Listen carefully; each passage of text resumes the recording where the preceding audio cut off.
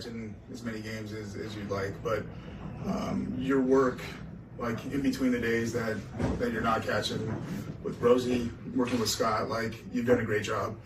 And then Scott just let me know, like, your prep work and everything you did yesterday was phenomenal. So with that being said, man, you're getting your call up to the big leagues. No way. You're flying out tonight. Sí. No way. Sí. Sí. You absolutely earned it. Sí. Hey. Sí.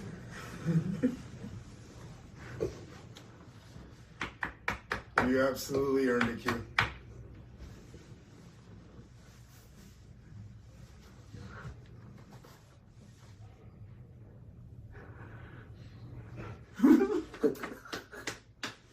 Huh? Thank you. I'm proud of you, dude. That was the scene last night, a night Edgar Quero will never forget, and today, one that he will also never forget. The number 6 White Sox prospect called up to the bigs and starting behind the plate, making his MLB debut today for the White Sox. He joins Chase Mydroth as one of the latest call-ups to this White Sox roster, looking a lot different. We'll get into some roster moves just a bit. Meanwhile, the White Sox looking to take one in this series, having dropped the first 2 against the Athletics. The man in charge of doing it tonight, Davis Martin. A great start last time out, struck out 6 in 6 innings, a huge bounce back. JP Sears has been steady guy for that A's rotation so far in 3 starts. Welcome into the ballpark, everybody. I'm Connor McKnight. It has been a whirlwind for Edgar Quero over the last 36 hours, and it will continue as the White Sox head out to Boston to face the Red Sox. The rookie catcher is in tow, and he has been crushing it in AAA, part of why he got the call-up. You see how he was acquired here, and it's worth noting Quero is a young player, just 22 2 weeks ago, so a catcher that's got a lot of work and a lot of learning to do. The White Sox ready for that journey. Here's how they made room for Quero on the roster, and also Andrew Benintendi activated from the 10-day injured list today. He is not in the lineup, with the A's having just one left-hander in the bullpen. You figure Benintendi could get an opportunity with some runners in scoring position. For more on what Edgar Quero has been working on and been through over the last 48, here's Brooke Fletcher. Yeah, Connor, something he's really worked on coming into the season was his defense, especially when it comes to framing. He adjusted his setup and his glove positioning, and he's excited to put it on display here today. Will Venable is really encouraged by his strong start, but he said a lot of times when you see with young players, especially young catchers, when they get to the bigs, there is some room to grow when it comes to game planning and game calling. But he said, man, this guy, he has a lot of confidence. He carries himself like a big leaguer, and he's excited to see him go out and do his thing here today. And you know who really did their thing? How about Davis Martin in his last start? He's excited to build off of that when he makes his start here today. John and Steve discuss on the other side of the break. Don't go anywhere.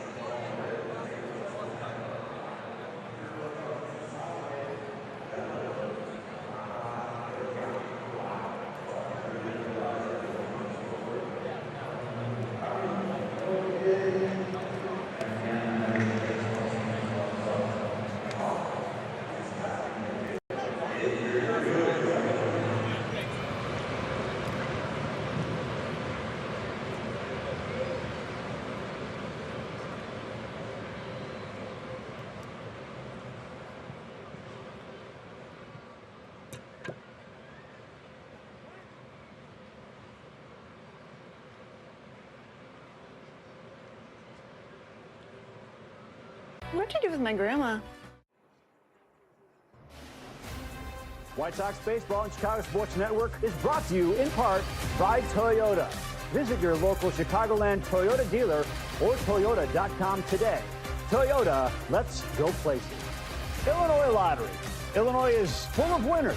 Play today. And by Wintrust, Chicago's bank. Show your team pride with a White Sox debit card. Get yours at wintrust.com/Sox. Member FDIC, EHL lender. There he is, Davis Martin, getting ready for his 4th start of the season. He will get the ball in the finale of this 3-game series. And when you take a look at his numbers in his career, 2 games against the Athletics, he has done really well. Hopefully he can put together another repeat performance here this afternoon. What's up, everybody? Welcome inside the booth alongside my guy, Steve Stone. I'm John Triffin. Thanks for joining us here on this Thursday afternoon on CHSN. Davis Martin, his last time out, went the deepest he has ever gone in a big league game. And it looked like, Steve, he got himself back on track this season. I thought with every one of his pitches, he was ahead of the hitters. He was disguising all the pitches well, and the straight change was absolutely brilliant.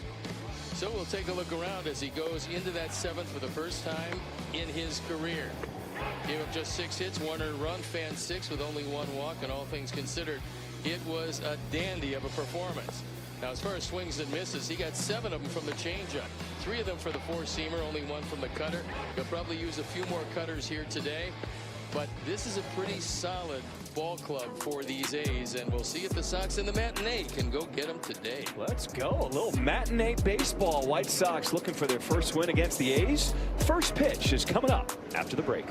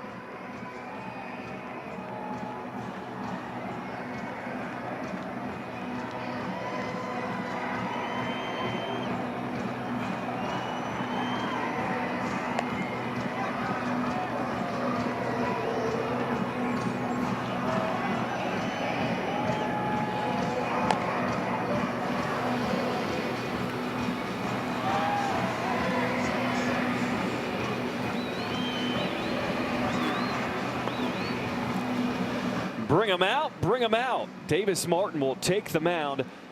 And welcome to the show. Edgar Caro, 22-year-old, will come onto the field for the first time as a big leaguer. Everywhere he's been the youngest player in the league, certainly the youngest player on his team. And now he's at the highest level he can be at in a day where he will remember most everything that went on. And hopefully for him, he can make an auspicious debut here this afternoon.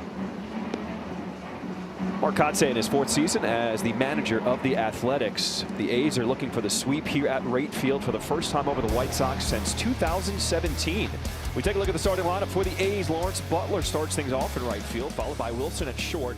Soderstrom leading the big leagues in home run. He's at first. Rooker, Blade, Brown, Pareda, Muncy, and Max Schumann his 3rd start of the season for the A's. Davis Martin coming off a splendid performance. This is his 4th start of the year. His ERA a touch over 4. You can see the straight change is probably the best pitch recently, but he throws a cutter also, and we'll see the 4-seamer he leans on along with the changeup. Then the cutter comes along with the slider. Don't look for too many sinkers or curveballs. First pitch here from Davis Martin.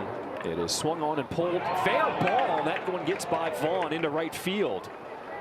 So Butler will chug into second, and we'll have a leadoff double to start this ball game. We'll take another look at it. It's a fastball. And Butler loves to hit the first pitch, takes it down the line, and unfortunately, Andrew Vaughn cannot flag it down. It rolls around for a bit, and he's aboard at second. Wilson, an outstanding contact hitter, and you'd have to figure he's going to try his best to move him along.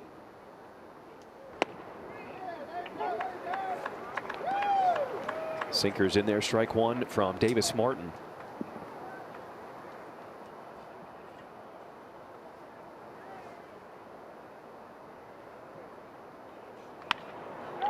This one sent the other way, and another fair ball down the right field line.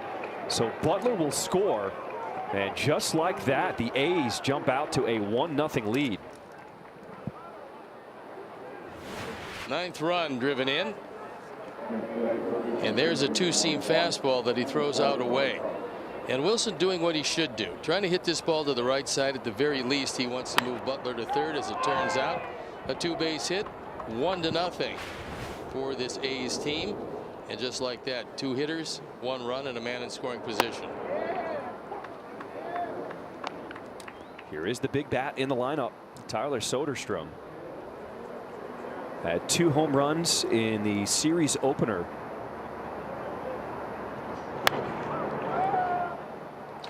And we'll take a look at Edwin Jimenez. A little bit of a pitcher's ump. Not bad on getaway day.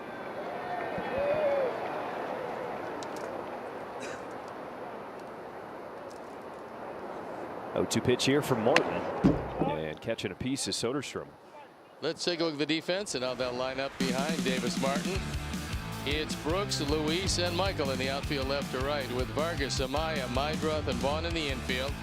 Edgar Caro in his major league debut behind the plate.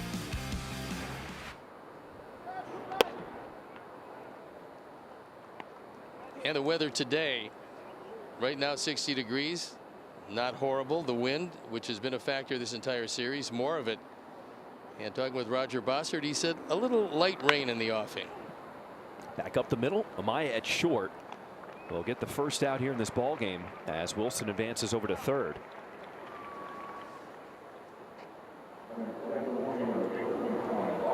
Davis Martin looking at his pitching hand, which is never really a good thing. I'm wondering if he might have had the baseball hit off it on his way by up the middle.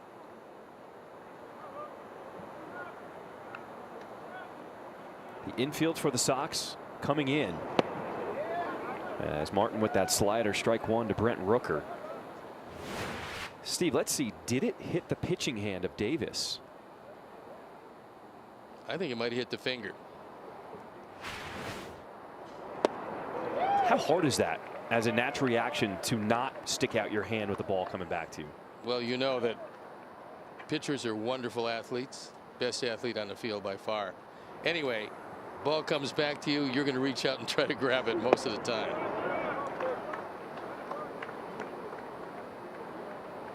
And although there's 3 sliders in a row, a fourth, if it's in a good spot, gets Rooker with no contact.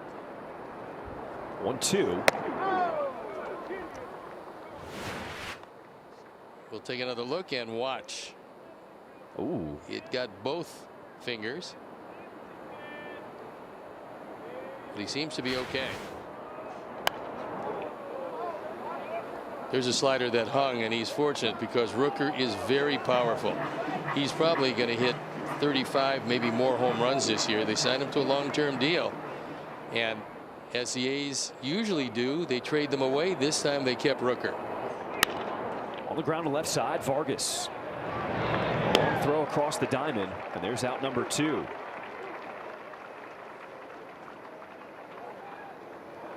McGill has played a really solid defensive third base. Just one quick step to his right and then pours it across, and Wilson just has to stay there. You get out of this inning with just 1 run, you consider it a job well done.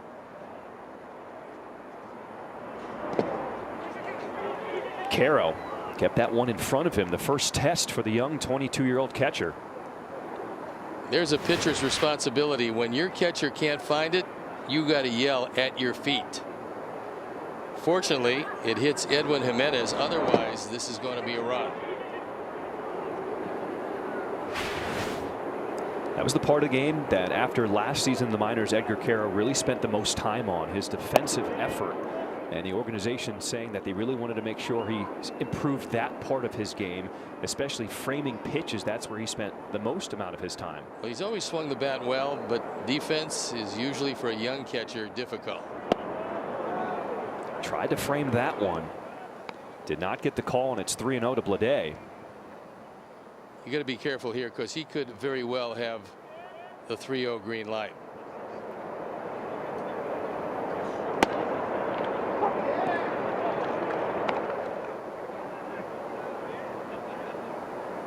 Davis Martin trying to get out of this first inning with only 1 run scored. 3-1. And just like that, he's back in this at bat. A couple of cutters behind in the count. Now the count has evened up, and you're 1 pitch away from getting out of this without a whole lot of damage in the first. Wilson's on at third, a 3-2. And he lost him with a changeup, all 4. We'll see the defense for Miguel Vargas at third. You can tell he spent a lot of time in the offseason. He's really improved on that first step quickness because you don't need speed as a third baseman. You have to have first step quickness, and he's able to do just that. Heads up play here on the bounce, gets the double play, and defensively he's been awfully good.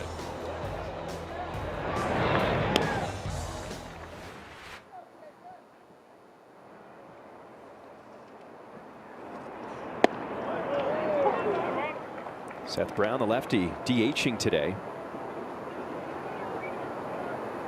as the A's primarily using their secondary lineup here in the finale of this 3-game series.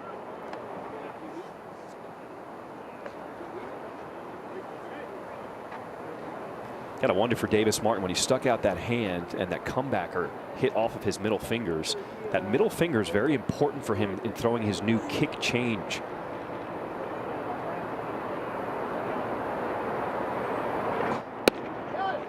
There is that changeup, just missing. Yeah, this actually got both of his fingers. But right now he's feeling pretty good.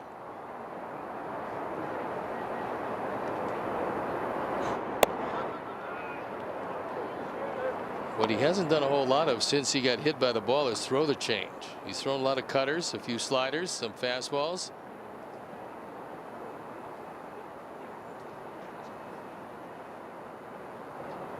2-1 for Martin. Lifted in the air down the left field line in foul territory. Long run. Baldwin there makes the grab. Davis Martin gets out of this first with only 1 run across. White Sox bats coming up.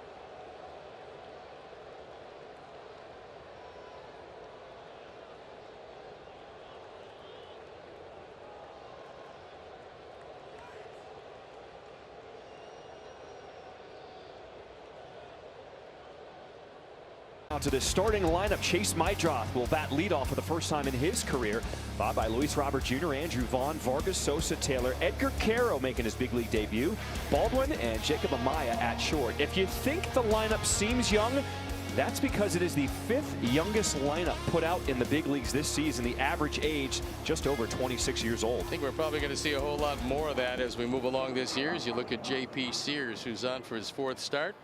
17 innings, an ERA just over 4. Sox have really hit him very well.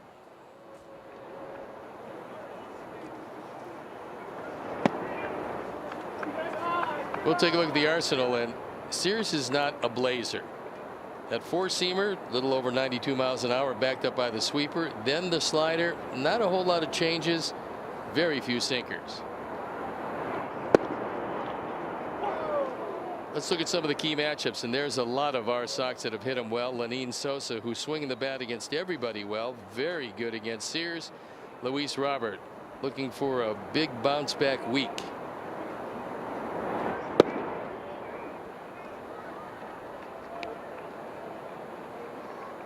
Andrew Benintendi had some words of advice for the young 23-year-old Chase Mydroth batting leadoff for the first time. He said, you don't need to wait around. If you see a good one, you can jump on it. But Mydroth, known for being patient, fouls that one away. 2 balls, 2 strikes is the count. He's certainly going to work a whole lot of counts. That's really his nature. But one of the things the Sox wanted him to do is, you get something hittable early, go and get it, because there's some pitchers good enough where if they make that one mistake, they're not going to make another one in that at bat.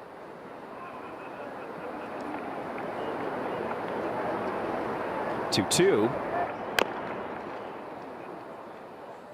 That went off his foot. That's not going to feel too good. So we'll take a look at the defense.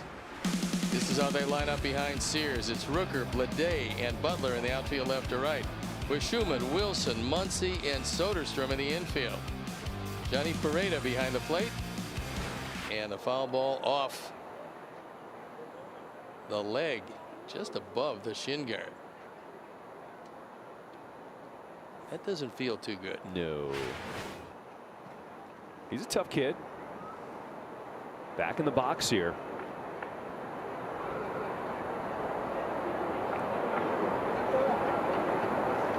Two pitch here from Sears.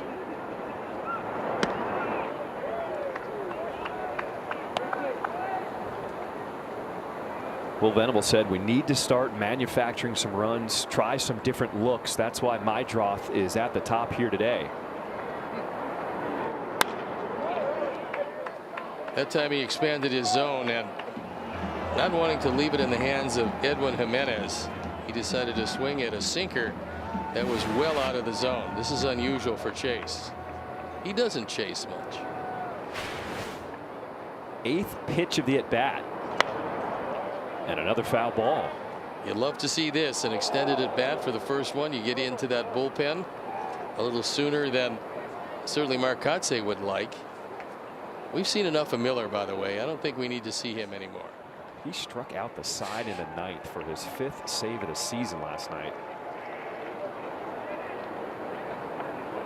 3-2. Low and inside, and Mydroth with a leadoff walk. That's exactly what you'd like. This one might have had a little piece of it, but he didn't get the call. And after a protracted at bat, he winds up aboard. It's one of the reasons why I think he'll make a very good leadoff hitter. This is probably the guy that profiles best at the top of this lineup. Got some speed. He can make things happen on the base paths. First pitch here to Luis Robert Jr. as the changeup catches a piece, strike 1. Robert in a mini slump to start this season. He is 0 for his last 11 at the plate. If he's going to break out of it, it's going to be against Sears, who he's always seen very well.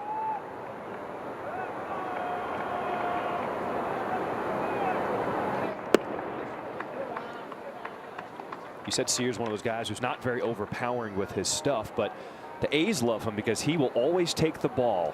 Back-to-back seasons where he's thrown 32 starts. Just kind of steady Eddie, Mr. Consistent. That's what they love about him.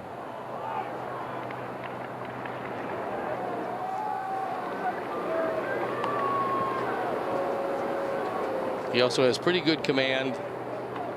He's always around the plate with everything. He depends on a lot of hitters chasing pitches just off the plate.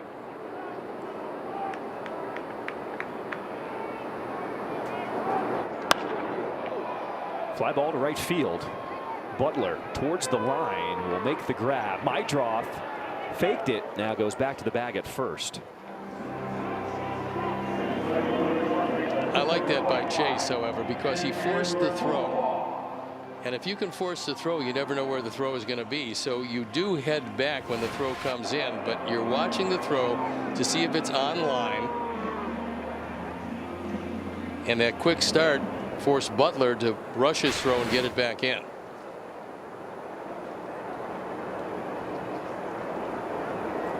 With one away, here's Andrew Vaughn. Fastball paints the outside corner, strike one.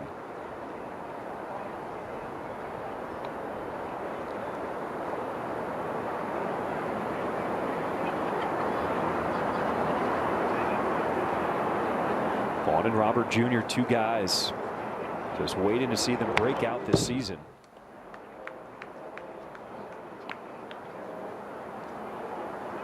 Shears originally with the Yankees. That's how he got here. And a very big deal for Frankie Montas and Lou Trevino.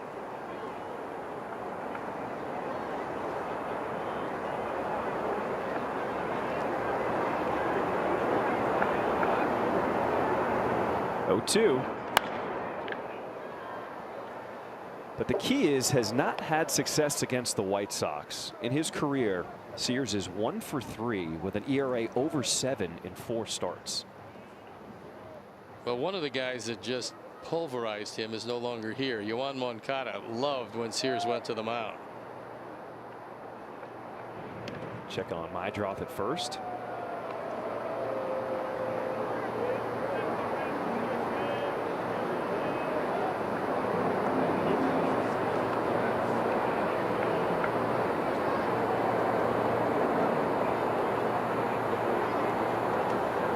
Oh, 2.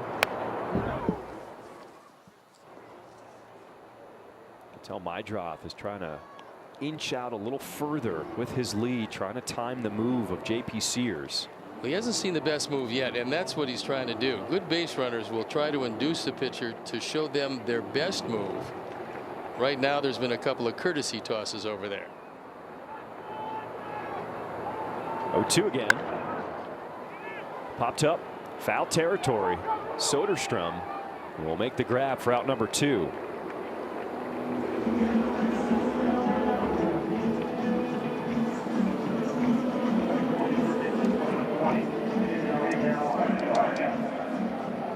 When Will Venable was tinkering around with the lineup today, initially he thought potentially give Miguel Vargas the day off. That's why Mydroth was at the top. Changed his mind, put him back in the lineup, hitting here in the 4 spot. As we've seen Vargas hit all over the lineup, as Will Venable trying to lock in where his guys will fit in best. I think it's a good idea to play him against a relatively soft tossing left-hander.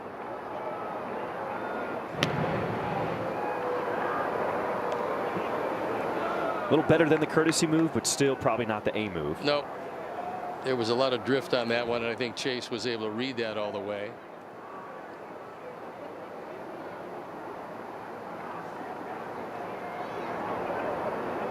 First pitch to Vargas. As the sweeper misses, ball 1.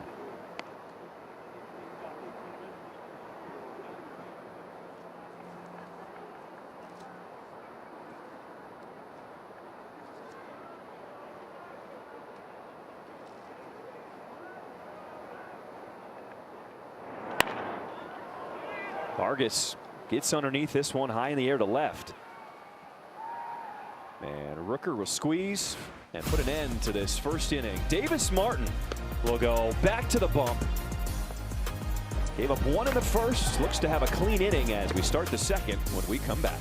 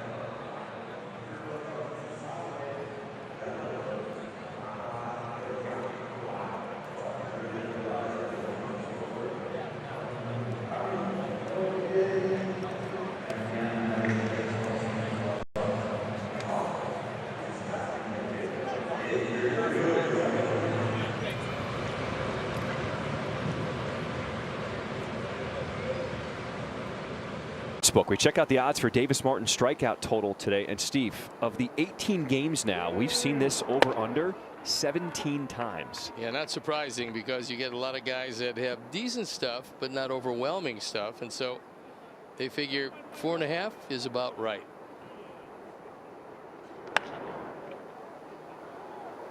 Feels like Vegas is still trying to get a beat on the starting pitching staff here for the White Sox. Johnny Pareda gets the start behind the plate for the A's, with Langoliers getting the day off.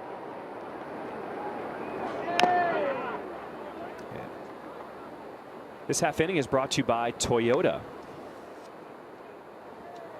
That one caught a piece of Caro. So home plate umpire Edwin Jimenez giving him a little courtesy time. Kind of in the chest protector, which if you're going to get hit in a number of different places, the chest protector is okay. But the wince behind the mask tells you it still didn't feel good.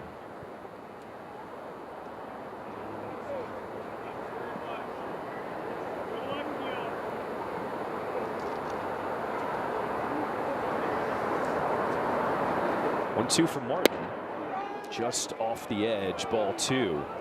Good location for a fastball and just missed.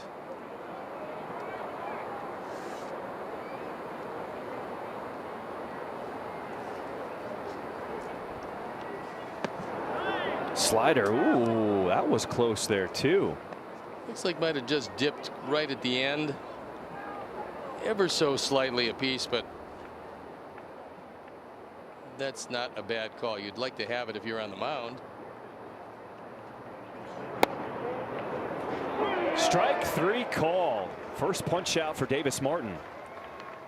And with that, we go down to Brooke. What do you got for a scoop from the clubhouse? Guys, the Sox, they are glad to have Andrew Benintendi back, and he says being out just gave him a fresh perspective. He loved watching this group grind, especially in this cold weather. He said this is the coldest start he's ever had to a season. He said guys are hitting the ball hard. A few would have been homers on warmer days, but he just wants these guys to keep going at it. You know, Chase, he's showing off that plate discipline with the walk in the first there. Will Venable said they've challenged Chase to be more aggressive this year, and he's really taken it to heart. With the way pitchers attack now, he says you got to be ready to do damage when you get a pitch to hit. And with Edgar Caro back in the mix, there's depth behind the plate, guys. Will Venable said nobody is going to play every day. It's going to be a day-by-day rotation. No set starter just makes sense for the games and the series. But having that sort of depth is a good problem to have, guys.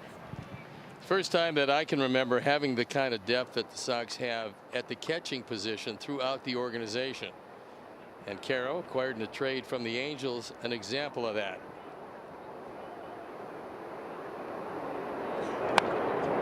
When we spoke to Will this morning, he said, first thing I said to the young man was congratulations. But he said I didn't want to overwhelm him with too much because he knew how big of a morning this was for Edgar Caro.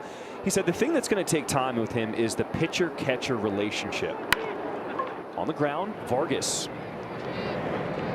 will make the play for out number 2. He said that's the thing that you just need to give it time. It will develop because there's going to be a learning curve to that area for Caro. Well, Edgar has a whole lot of things to learn in the major leagues because catchers are burdened with a great deal of information, and they have to know every hitter on both sides of the equation. They have to know every pitcher on his team. But the key for a catcher is understanding what a pitcher needs on a given day, because they need something different each and every time they go out there. And understanding it quickly and making sure that he doesn't fall into bad patterns is the key for really good catchers.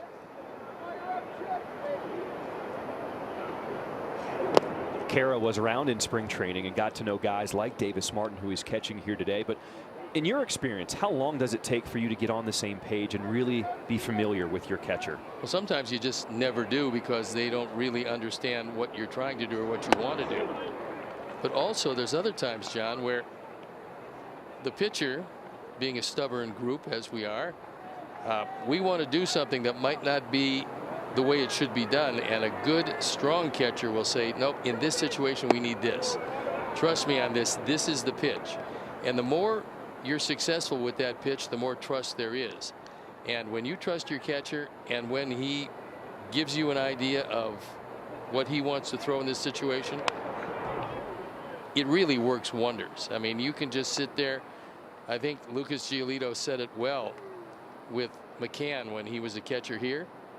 He said, I don't even worry about thinking. He's going to do the thinking for me. I'm just going to execute when he puts down both the signs and the location. So for Caro, he's got to have that confidence to know that when he calls a pitch, he knows what he's doing behind the plate. Yeah, and then he has to get the confidence of his starting pitchers, and that's why they go down there before the game. They want to see what a pitcher has. They won't get the whole warm-up, but they'll get a good portion of the warm-up to find out, is a slider working today? Is a fastball moving? Matt Thaiss has done a really nice job taking over to this point as the #1 guy, or the guy getting the lion's share of the job. 2-2 for Martin. This one is golfed into right field, and it's going to get down. Gets past Taylor. He tried to cut it off. Goes all the way to the wall. And Schumann, he's going to try for 3. And he will have a 2-out triple in this second inning.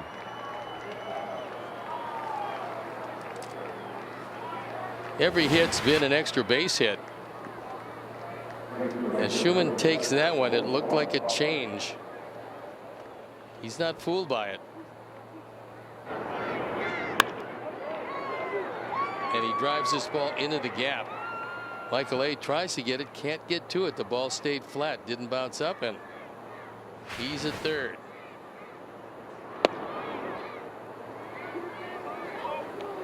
So it's top of the lineup for the A's. Lawrence Butler doubled to lead off the game. He would come around to score the only run. Pounded to the ground at second. And Mydroth with the flip will end this top of the second. Edgar Caro is due up third as we get ready for his first big league at bat when we come back.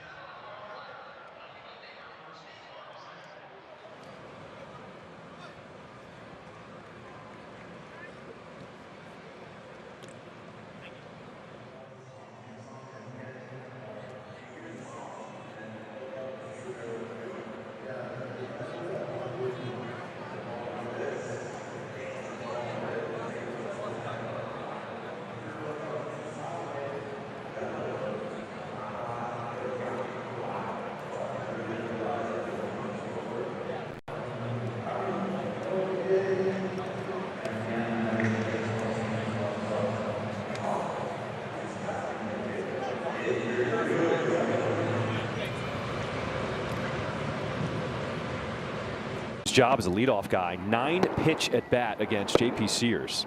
He fouled off some good ones, waiting for something that he really liked, and he really never got it. So after a very long at bat, he winds up at first. Lenyn Sosa will start off this bottom half of the second inning with the White Sox down 1-0.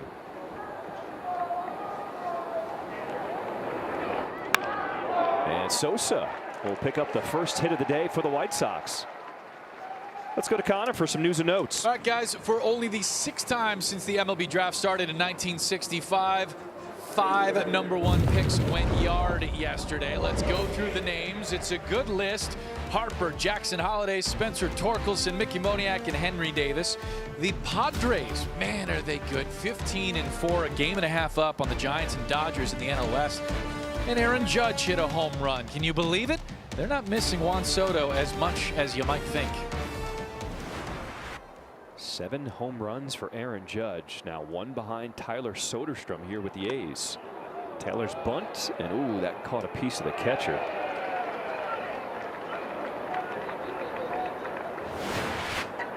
We'll take another look.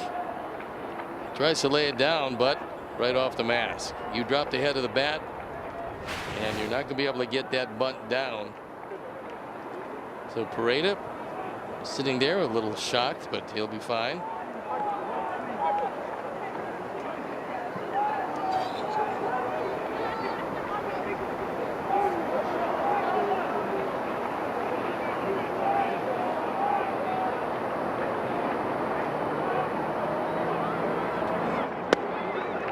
Kind of an interesting dynamic when you know a hitter hits you well.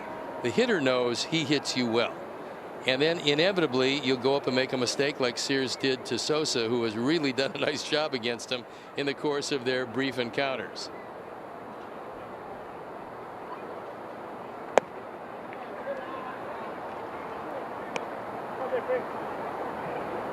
Sears does throw a lot of pitches in his starts, and his last start on Friday lost to the Mets.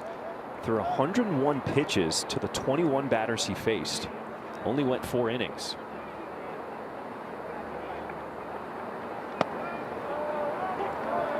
Fastball inside corner, strike 2 to Taylor.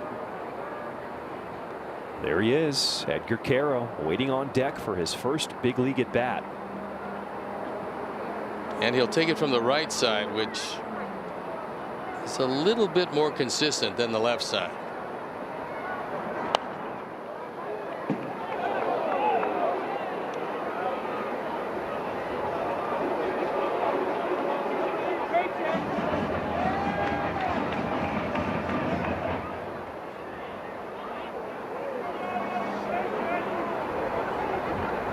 Sosa with a single to start this bottom of the second on at first. The 2-2. Missing inside, ball 3. Strike zone so far has been pretty consistent from home plate umpire Edwin Jimenez. Be interesting if Sosa is off with the pitch.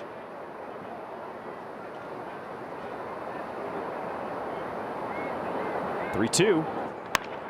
This one line to center, and a sliding play is made. Ledet got back to first, but Sosa gets back safely.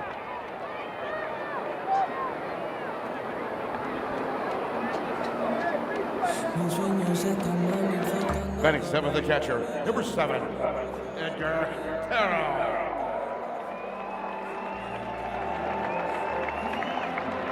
Caro's family here at the ballpark for his first big league at bat. What kind of emotions do you think this young man's feeling right now? Well, right now he just wants to hit something hard.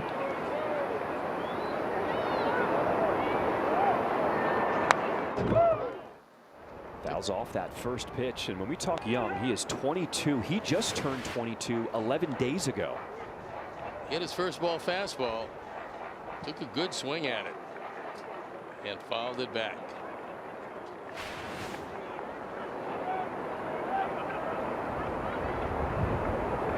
A 1. Plays off the sweeper, 1-1. In the minors versus lefties, Caro hit .346. So to your point, the right side a little stronger for him. Last season, a pretty solid year. 280 with 16 homers.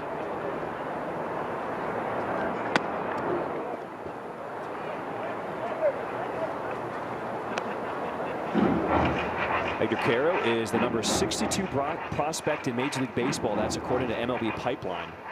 He was acquired from the Angels in that Lucas Giolito trade back in 2023.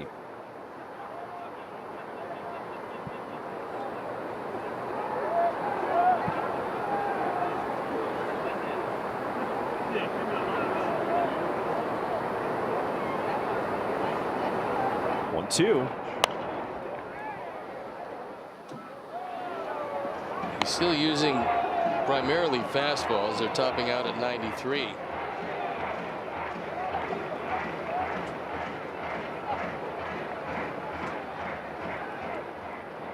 When you know you're facing a guy in his major league debut and you're a veteran pitcher, as Sears is, you want to see if he'll go out of the strike zone.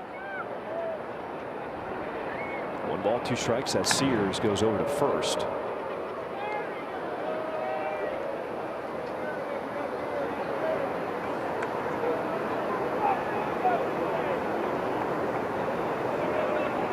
Carroll got the call yesterday before the game in AAA, got on a plane last night, making his debut here in Chicago today. 1-2 inside, and that one hit him. So in his first plate appearance, hit by a pitch.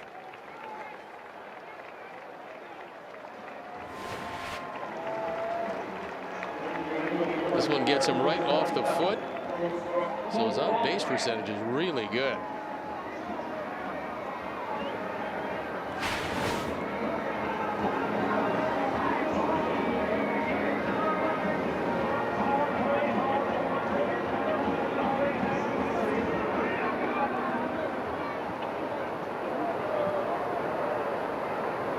So Carroll's on at first, Sosa's on at second. 1 away, and here's Brooks Baldwin.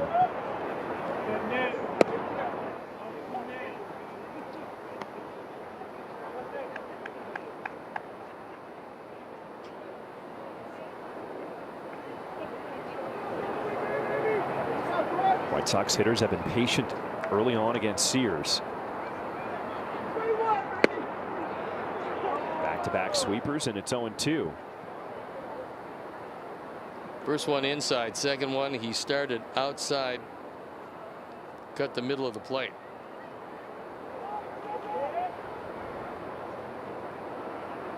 Baldwin also a switch hitter. 0-2.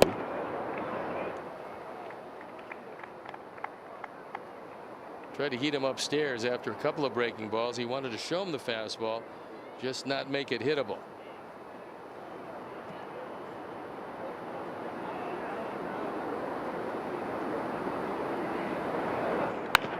Goes back to the sweeper on the ground. This could be 2-1 at second. And the double play is turned by the A's. After 2 here in Chicago, White Sox down 1.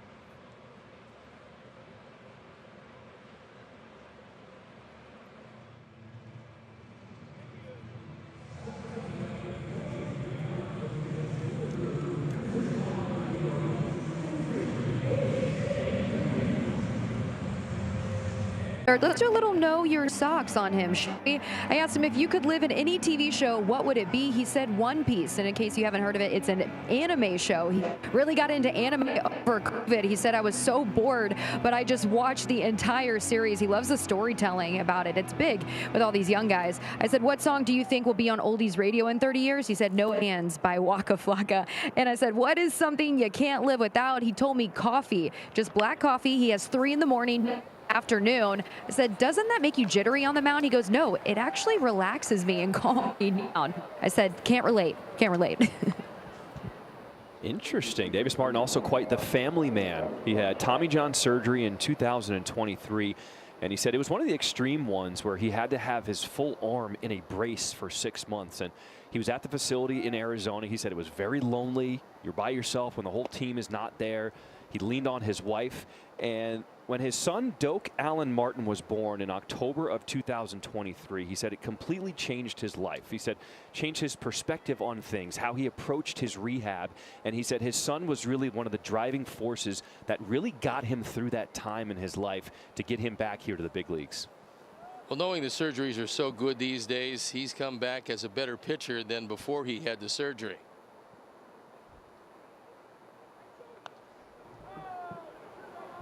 This half inning is brought to you by Hyundai. When you think about that, when you have that surgery, which is now very common in Major League Baseball, Tommy John surgery, you don't know how you're going to come back from that, and it can play games on you mentally. Down the left field line, Baldwin, and runs out of room. Soderstrom really crushes fastballs. A hard hit rate of 62% on fastballs 95 and above. So if you're thinking about sneaking one by him upstairs, probably not the best plan, as we've seen in this series where he's hit the ball very hard. And there's the highest slug versus fastballs. Judge, Soto, and Soderstrom. Just filthy. The curveball gets the strikeout for Davis Martin. Well, apparently Davis read that graphic and decided, you know what, I'll go to the breaking ball because I think I can strike him out. And he did just that. So there's the grip. You want to pull down with that middle finger. And he was able to get great rotation, fooling a pretty good hitter. One hopper. Amaya trying to stay with it, but it'll be Brent Rooker with an infield single here in this third. We'll have to see how it's scored. It was hit pretty hard. Excuse me, E6. And it does go as E6. The short hop ate him up.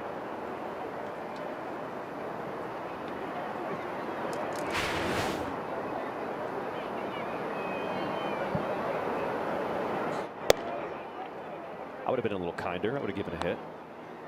It was smoked. It was hit hard. From a pitching standpoint, however, you want all errors. Should have made that play. No, that was a tough play, and I'm not sure he had a chance to really get in front of it. If he gets in front of it, it's probably a different play. But on the backhand, you got one chance. If you don't get it in the glove, pretty hard to do much with it after that.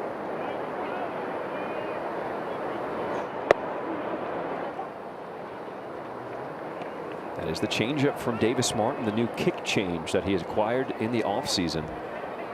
Really a good pitch, and I would expect that he's going to go to it a little bit more as we move deep into the second time through the order.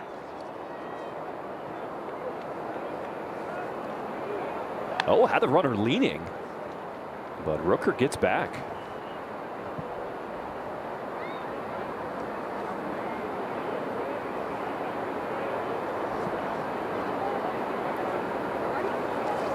One ball, two strikes to count here to Blade.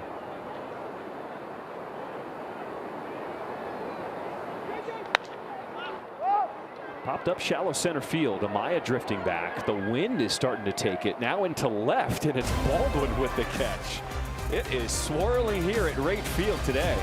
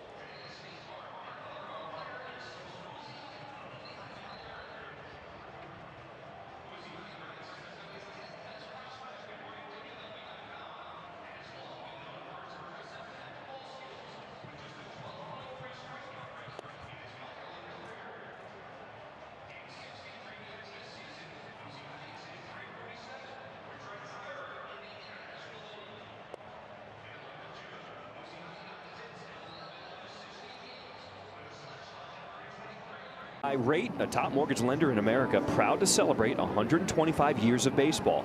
With next-level technology, competitive rates, and a fast process, Rate makes your home buying journey simple and stress-free. Rate, your home team. Get in the game at rate.com. Jacob should think about a bunt here. You've got Schumann back at third, and left-handers fall off to the third base side.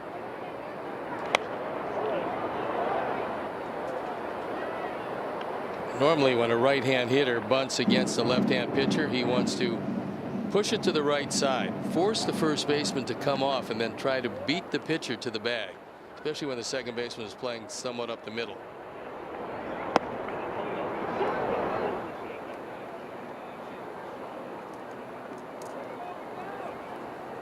Maya's trying to get it going at the plate, hitting just over 100 this season.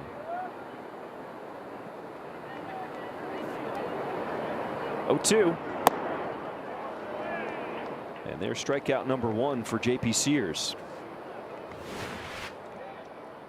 He set him up for a high fastball away, and you can see Paredes' glove. It's a four-seamer, and he filled up the glove perfectly, exactly where he wanted it. He got it and got the strikeout.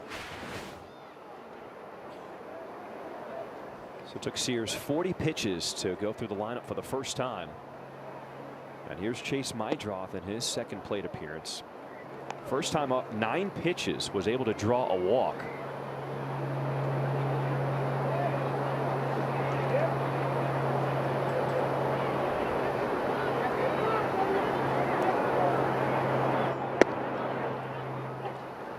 And Mydroth has been able to reach on base every single game he has played so far here for the White Sox.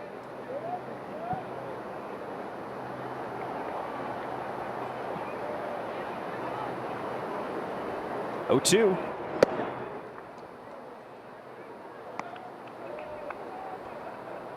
It's incredible the command he has of the strike zone. He recognizes pitches so early on.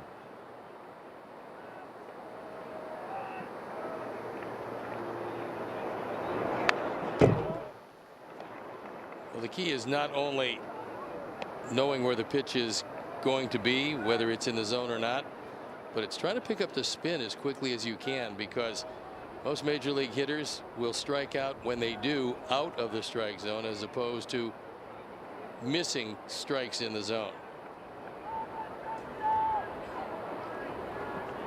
1-2 pitch here from Sears. And this is what Mydroth does. Once you come into the zone, he's going to foul it away until he gets something he can handle. It's usually what drives pitchers crazy. You make a good pitch and then it fouls it off, and you make another good pitch, he fouls it off, and eventually you're going to make a mistake, and when you do, that's usually problematic.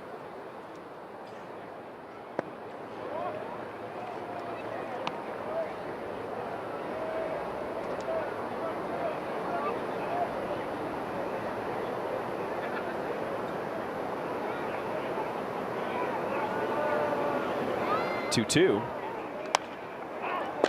Popped up. That'll be Soderstrom, the first baseman. And there's 2 away here in this bottom of the 3rd inning.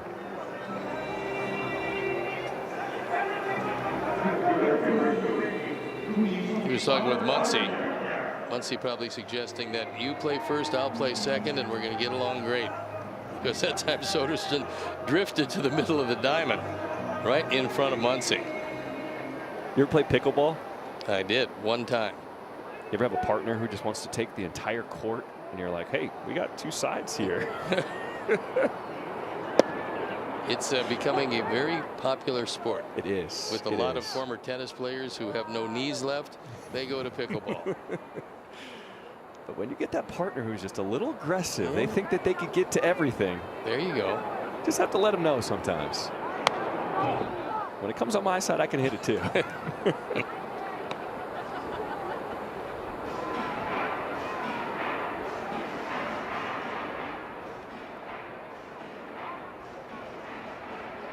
Maybe after we get some golf in with Chuck and Ozzy, maybe we pickleball is the next in this competition. Pickleball's fun, and that one of Paredes' mask again. They come in cycles. We talk about it. Once you get hit a time or two, you keep on getting hit. And this one right off the top. where the face mask and helmet come together. Now, the hockey mask has become very popular for a lot of catchers because the way it's designed, it really disperses the blow. So when you get hit, you don't really feel the brunt of the impact, but you still feel it.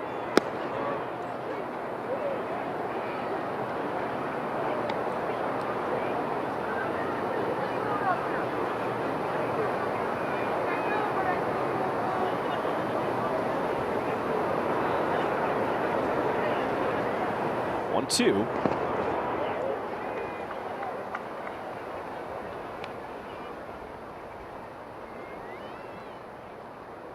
So the starter, J.P. Sears, is now over 50 pitches here in this third inning.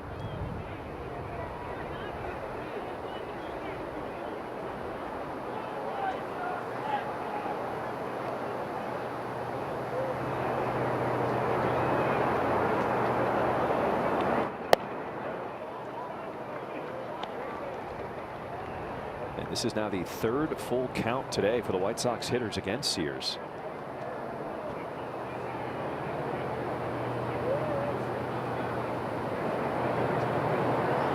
Here's the payoff.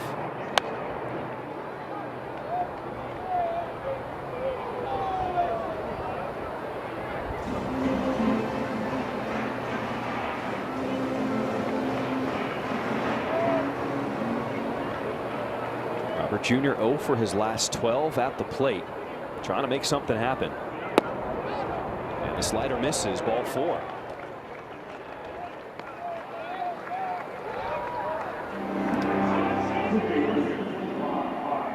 Sears had him 0-2 and then just let him get away. So there'll be a lot more pitches on the total, especially if Andrew Vaughn can get something done.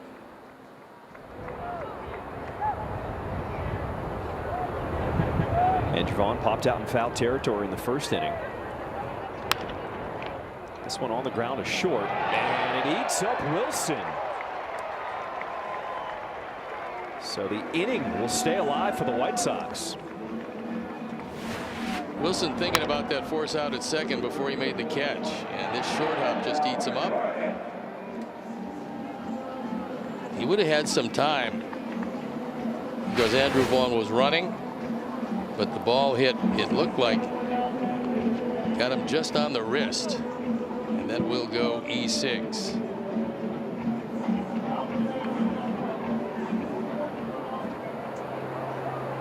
So the 2-out walk and then the error, and the White Sox have a little opportunity here in the third inning. Miguel Vargas swings at the first one, and the fly ball to center will end this third inning. Coming up, Edgar Caro making his big league debut. His parents are here, and Brooke will have his mom on the mic when we get back.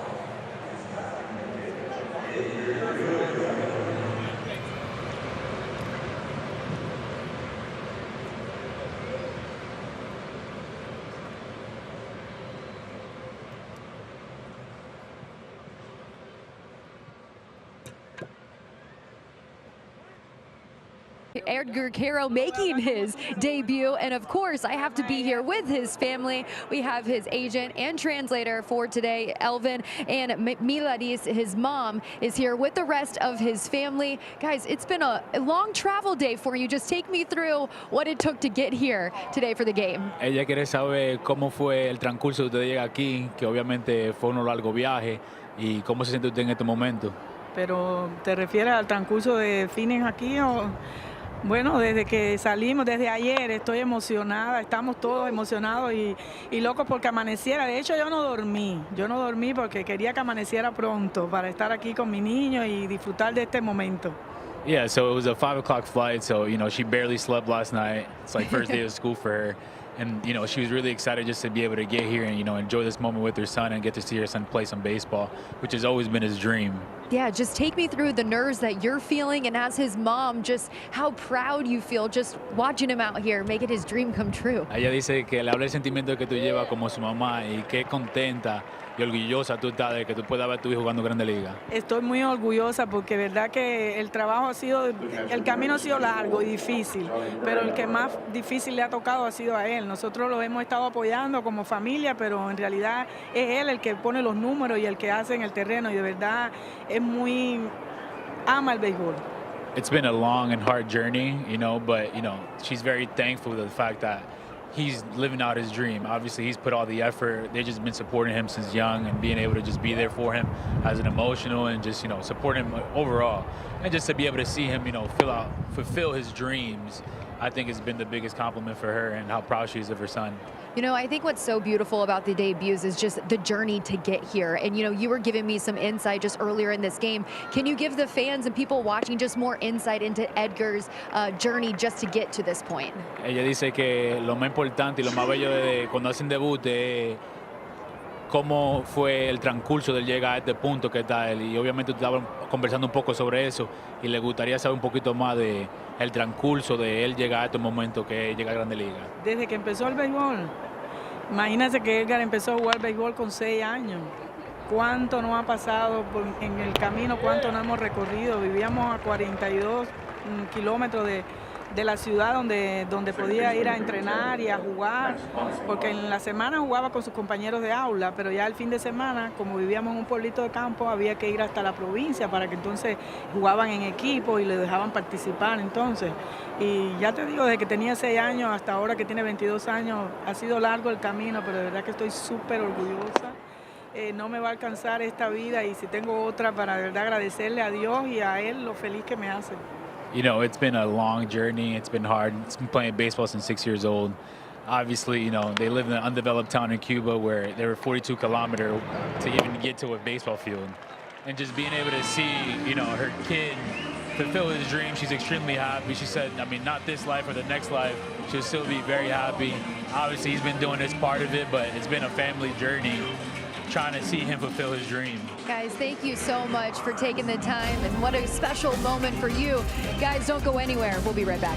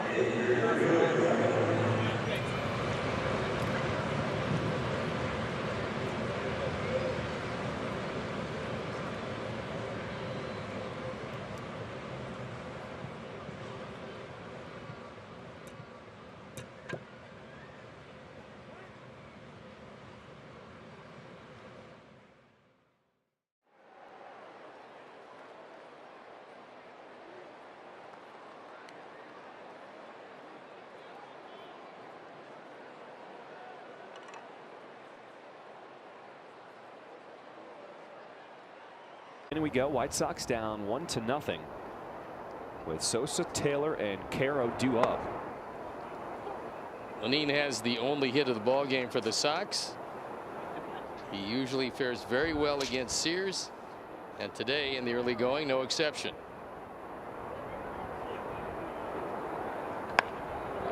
Sends the breaking ball down the right field line. Butler will make the play on the move for out number 1.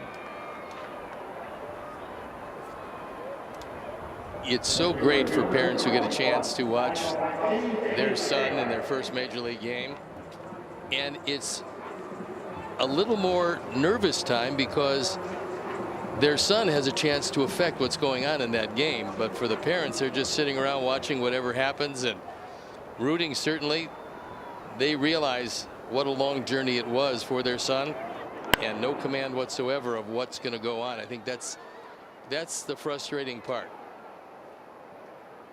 Think about the front office. Everyone here with the White Sox rooting for Edgar Caro. It was a big topic in spring training with Edgar Caro, Kyle Teal in the catching competition. Both those guys starting the season in AAA.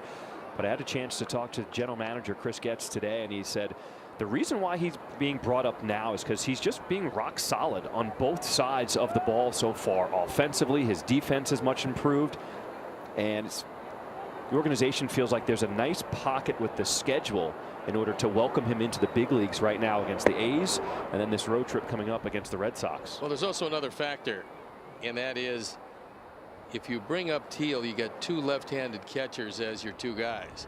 You bring up Caro, you get a guy who's a switch hitter and can face a lot of the tougher left-handers. Fly ball to center field, and Blade says he's got it.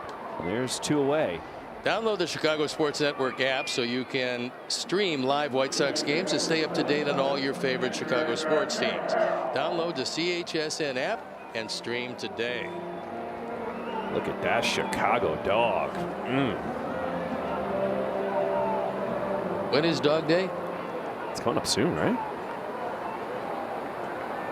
I was thinking the hot dog, but it's okay. Yes.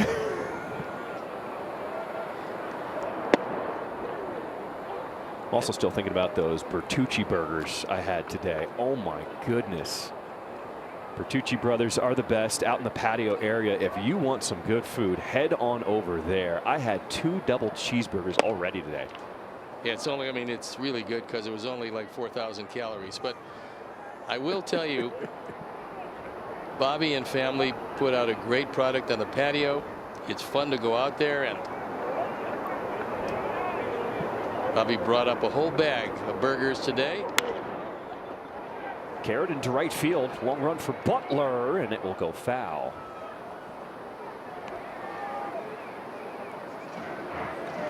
Well, this is a big day in baseball when you take a look at notable debuts. Roberto Clemente made his debut 70 years ago. Mickey Mantle back in 1951 also made his big league debut today.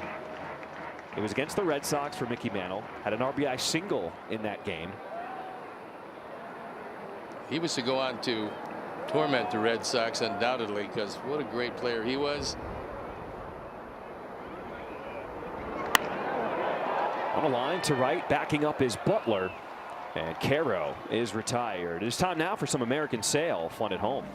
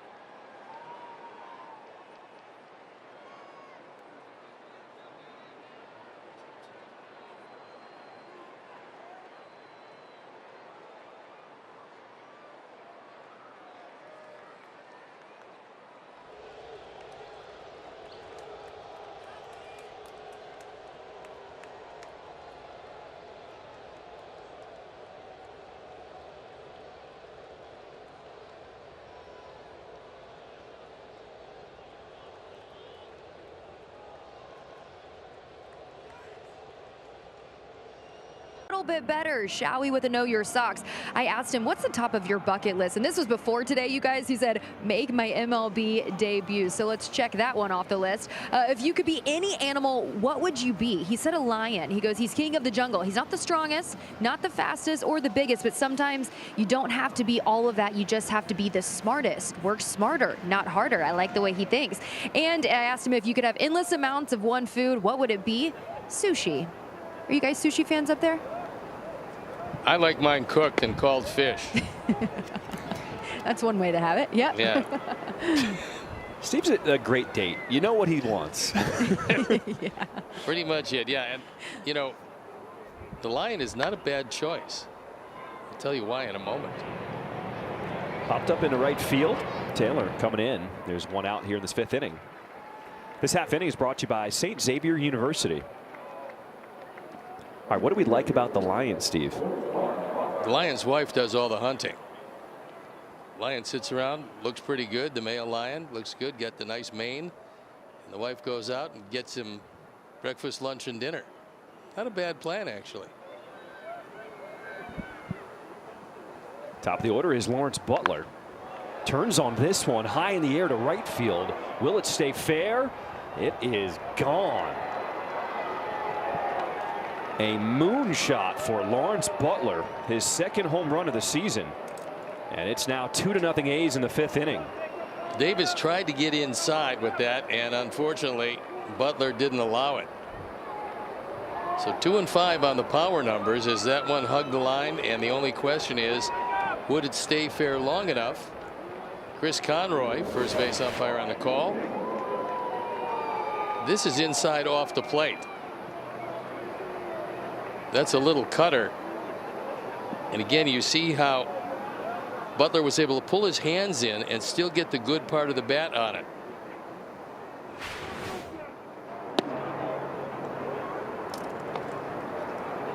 This is why a lot of people are excited about the young core of this A's team. Lawrence Butler was signed to an extension. Brent Rooker signed to an extension. They got another guy named Nick Kurtz, who's going to be up in the not too distant future. They've got a really good young base.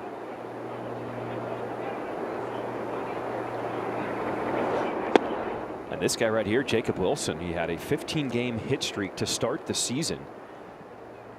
Because he's a guy who likes to swing and everything, but he also controls himself that he can put a lot of the balls in play. The A's believe that he can win a batting title. He's got that kind of bat to ball skills. Slashed into right. Taylor makes the adjustment and will make the grab for out number 2. Sox fans, bring your pup out to the ballpark on Tuesday, April 29th for Dog Day, sponsored by Tito's Handmade Vodka. Grab a seat in the outfield and watch the Sox take on the Brewers at 6:30. Limited availability. To purchase tickets, visit whitesox.com/promos. Got to get here for the parade because it's wonderful to see all of the dogs walking around. And they're very, and you mentioned this last time, they're very well behaved. Yeah.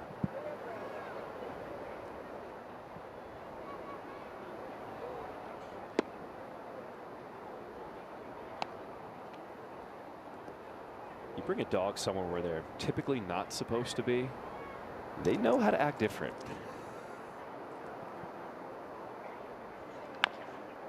On the ground first, backing up is Vaughn. He'll make the flip here to Davis to put an end to this top of the 5th inning. A's tack on another with the solo home run and lead it 2-0.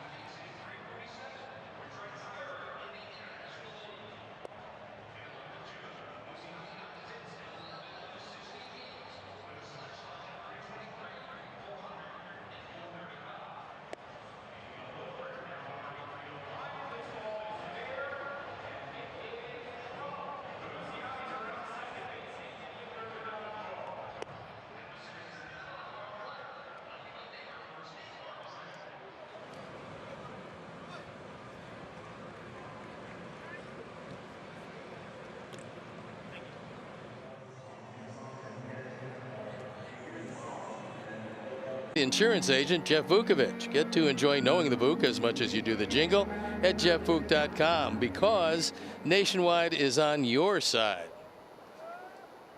There is the view from the patio where you can get those famous Bertucci burgers. It's amazing when you pick the burger up, the juice just starts oozing out of the bun. It is just the juiciest burger you have ever had. Pretty impressive that you had 2 double burgers, 2 double cheeseburgers. That's kind of nice. Steve, I'm thinking about a third. Up the middle, and Baldwin is retired to start this bottom of the 5th.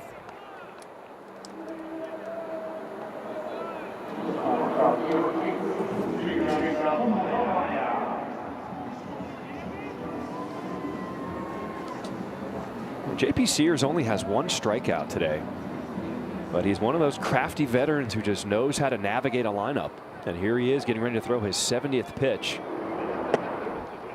That time Jacob was going to lay down a bunt, which is a good plan because he saw Schumann back at third, and Soderstrom was way off the line at first.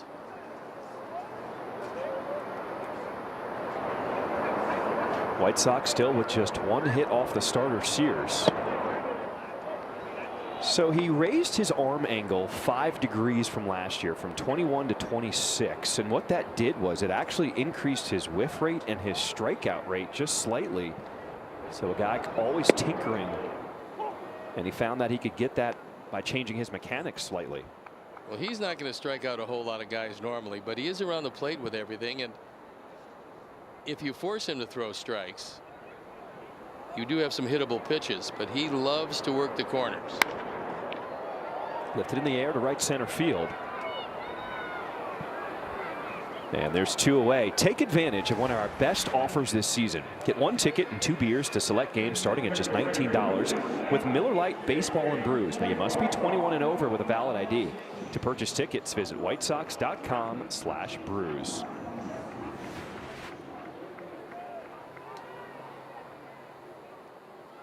The first 2 at bats, Chase Mydroth saw a total of 15 pitches.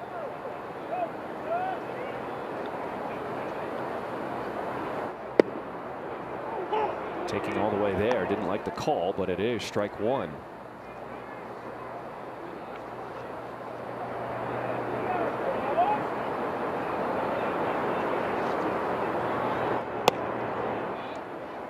Leday in center field moved over a couple of steps on the last pitch, and he's drifting over again, just a couple steps to the right of center.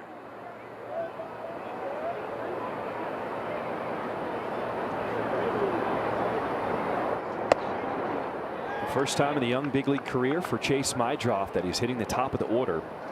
Now he did do that last season for AAA with the Red Sox organization. 86 games, he hit just under 300 when he batted leadoff.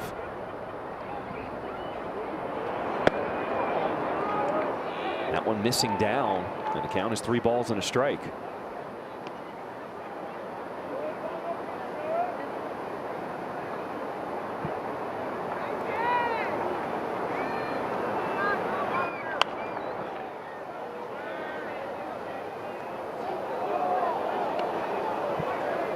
And Mydroth talking with Edwin Jimenez, most likely saying, was that a strike?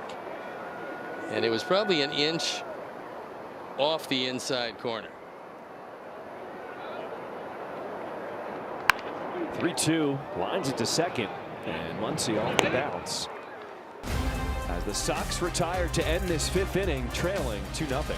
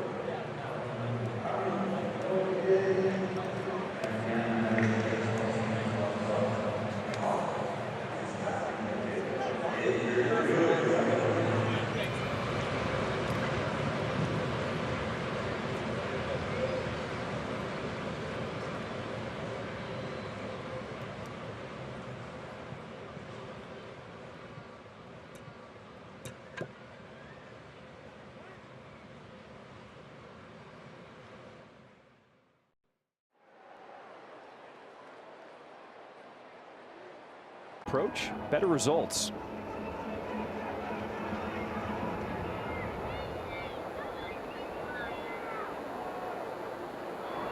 Well, matinee on this Thursday getaway day for the White Sox. Final game here at home to wrap up the 3-game series against the A's. And the White Sox will fly to Boston to start a 10-game road trip. 4 games in Boston with Marathon Monday as the finale. And Rooker starts off the 6th inning with a single into left. That's the 5th hit for the A's here today off Davis Martin.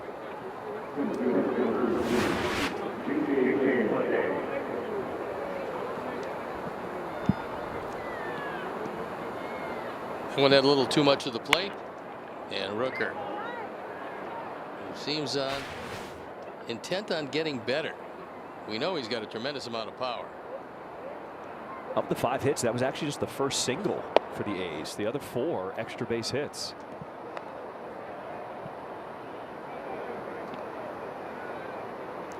What do you think of the job that Davis Martin has done so far with a 2-0 game here? All things considered, pretty good. He's had a hard time with Butler, but outside of that, making consistent pitches. I think one of the game plans, because he got 7 swings and misses with the straight change last time out, I think he stayed away from that the first time through. Now he'll start to go back a little bit more.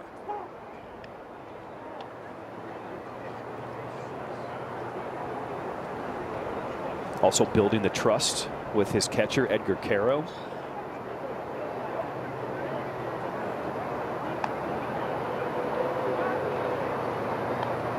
Steve Wilson loosening up in the pen.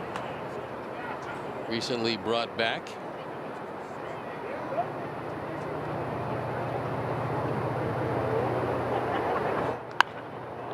Lifted in the air deep to right field. And this one is gone, just hugging inside the pole. And for J.J. Bleday, his 2nd home run of the season. It'll make it 4-0 A's here in the 6th.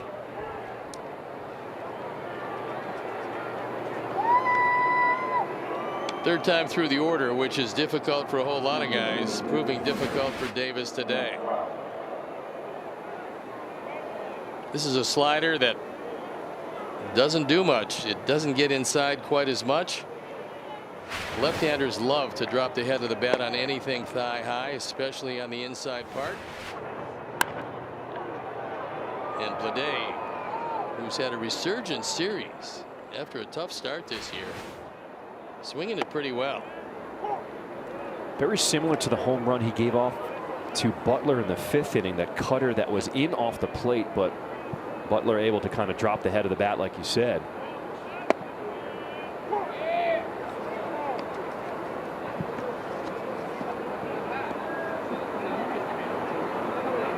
Today in last night's game, he had a double, 2 singles, a run scored, and a run driven in, so it's been a good series for him. Vargas chasing and will make the play right in front of the tarp for the first out here in the 6th.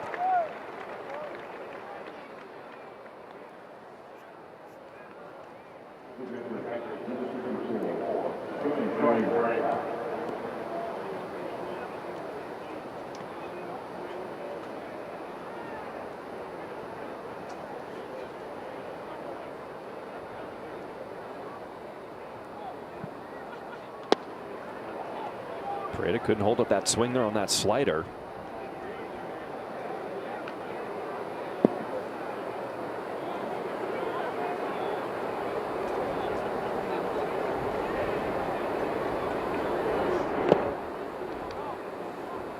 And the pitch count starting to creep up there for Davis Martin.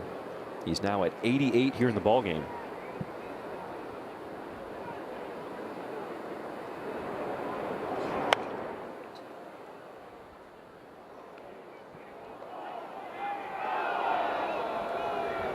Martin, a former 14th round draft pick in 2018 out of Texas Tech, made his debut in 22.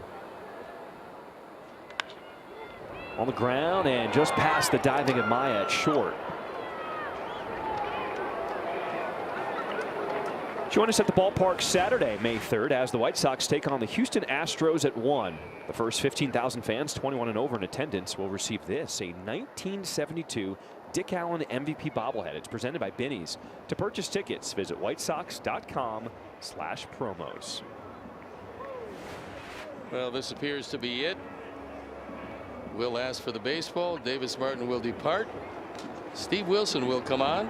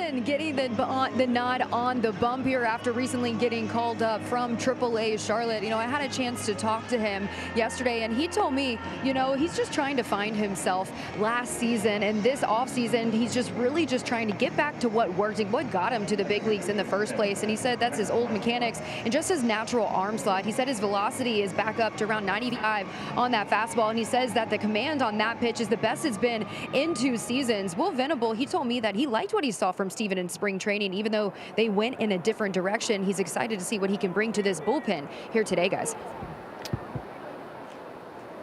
Well, he's coming out and tried to establish the fact that he can pitch out of a major league bullpen consistently. He was a guy who was part of that Dylan Cease trade with the Padres back in March of 2024.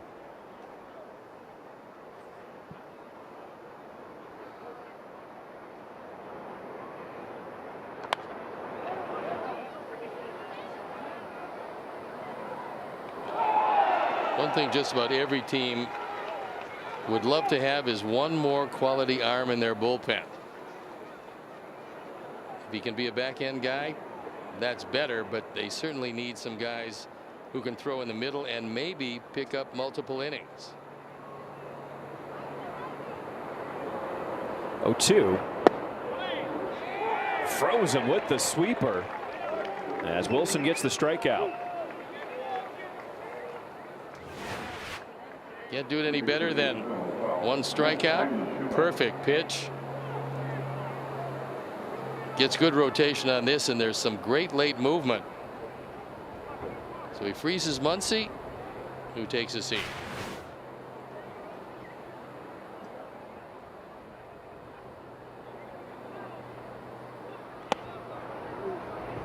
Bottom of the order is Max Schumann. He is 1 for 2 with a triple.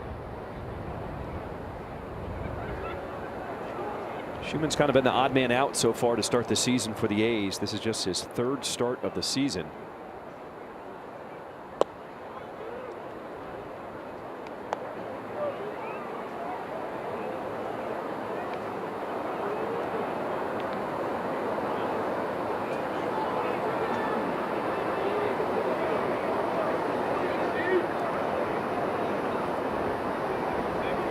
Two-0.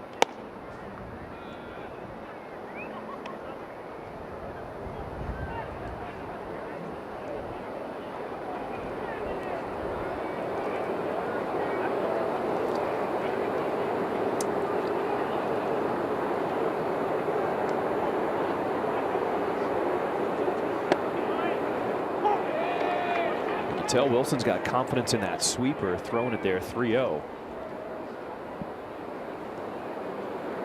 Well, he saw some power on that triple in the second inning from Schumann. Didn't want to give him a cookie, 3-0.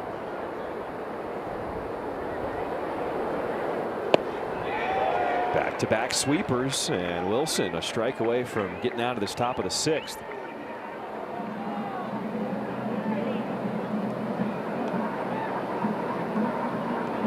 The A's have scored 2 runs here on the 2-run home run by J.J. Bleday in the 6th inning. 3-2. Caro chasing, and that one into the seats.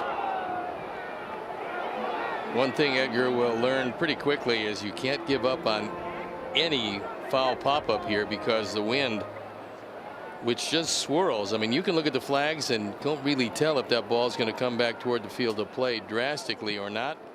So you have to run everything out.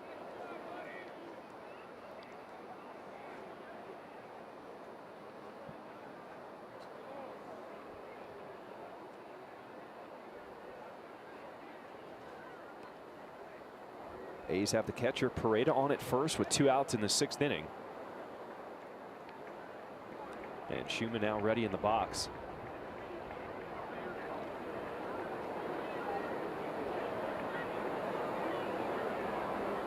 "3-2.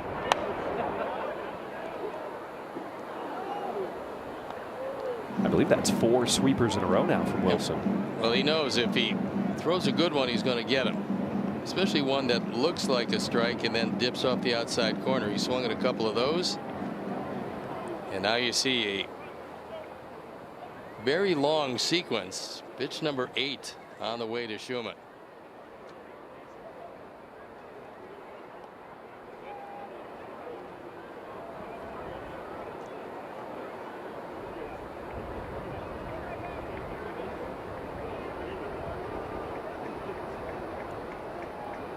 With 2 down. Here's the payoff from Wilson. Another sweeper, got him to pop it up. This time it's playable. And Vaughn will make the catch. Luis Robert Jr., Andrew Vaughn, the first 2 due up to start the bottom half of the 6th. White Sox need to get the bats going.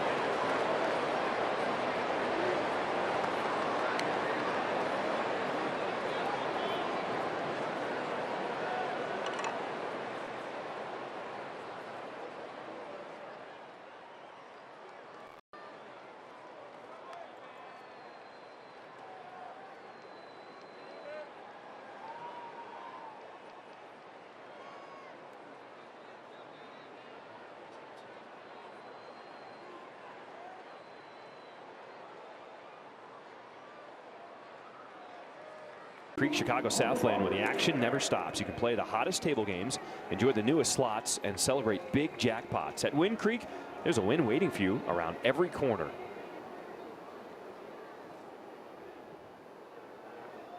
Third time through the order for the Sox. Let's see if they have some luck with Sears.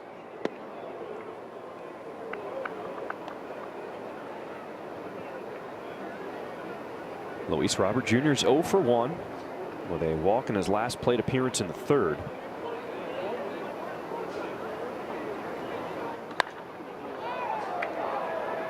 High fly ball to left field.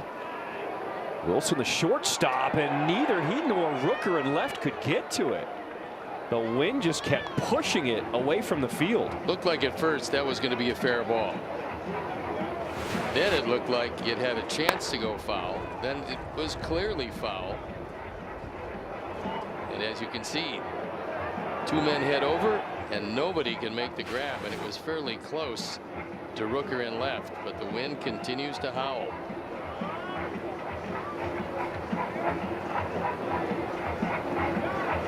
So new life for Robert Jr.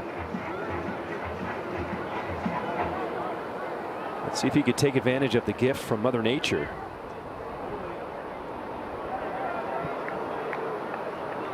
One.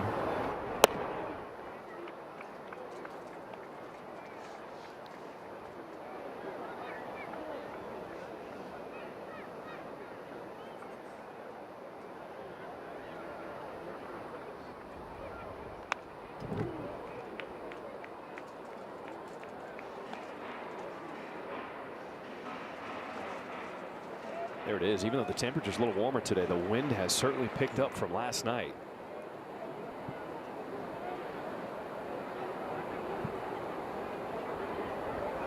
Two balls, 2 strikes, the count.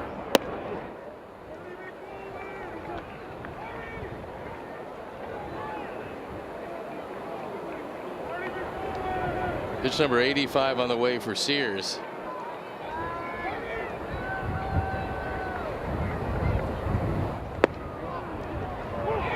Right down the middle. Let's go to Connor. All right, guys, as you know, a batter doesn't have a lot of control about where a ball goes once he hits it. Certainly can't influence what the defender does once he gets the ball, but we can measure luck by way of a couple different things. Take a look at this list. Based on the data, the batted ball data from Baseball Savant, you can see where Andrew Vaughn lands in terms of the difference between batting average and what he might be hitting based on some of the exit velocities and launch angles he's got. Guys, it's a hang with him for Andrew Vaughn. He's one of those guys, he was always stuck to his plan. We saw him last season, the first half of the year, when he was in a slump. Never changed anything about what his routine was. He knew he was going to get out of it in the second half. Well, he also feels that if he's hitting the ball hard, there's not much more that you can do. If you're hitting the ball hard but not finding a hole, you certainly don't want to change your stroke, because you're doing the hard part, which is making good solid contact. Then you have to have a little luck, certainly. 0-2 hits this one off the end of the bat, and it's going to fall into right field. Just like that. Just a little luck every now and then. The second hit today for the Sox. Just a little over 70 mph off the bat. Well, this is better than a line drive at 100 miles an hour hit at somebody. Certainly he catches it off the end of the bat. No chance for Muncy, no chance for Butler. And a chance to get something going here in the 6th.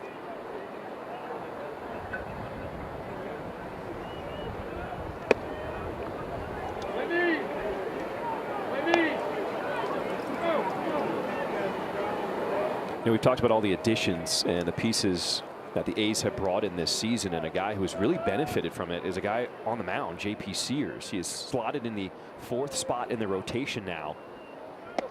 Last year, he felt like he had to do a lot and really take a lot of the young pitchers under his wing. Now there's some veterans on the staff, and he can just think about just doing his job every night. And you can also think about that big guy at the back end who comes in to save games for you if you can go deep in the game and get a lead.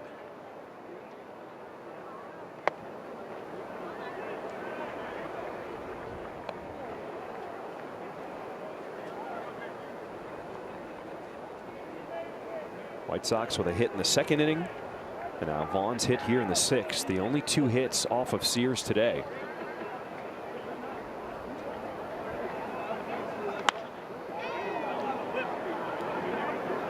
Suit up this season at MLBshop.com. You can check out the largest selection of authentic jerseys, caps, hoodies, t-shirts, and more. Visit MLBshop.com, the official source for your White Sox gear.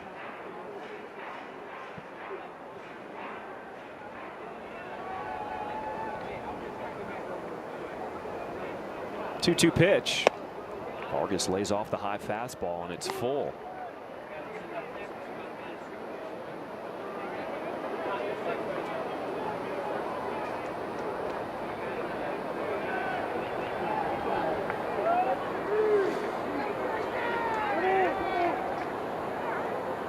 And Vargas will use his time.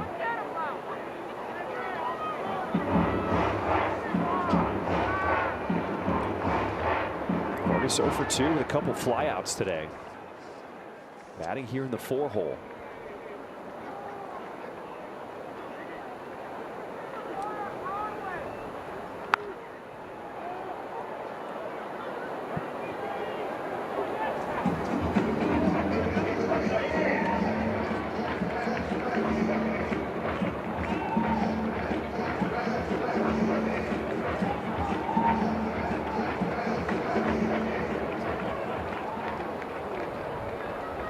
Sears knows he's coming to the end of his start here. This is pitch number 95. But he got Vargas to pop it up to shallow center. Muncy, the second baseman, will make the grab, and there's 2 away.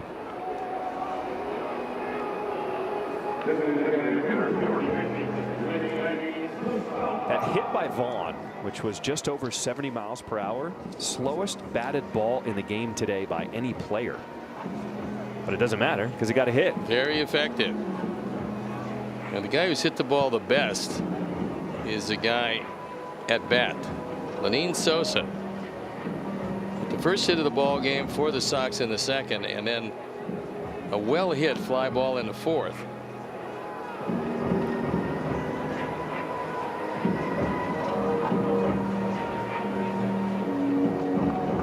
One of the reasons why Pareda went out there is not necessarily to tell Sears anything, but because of instructions from his dugout to spend some time so the bullpen can get loose.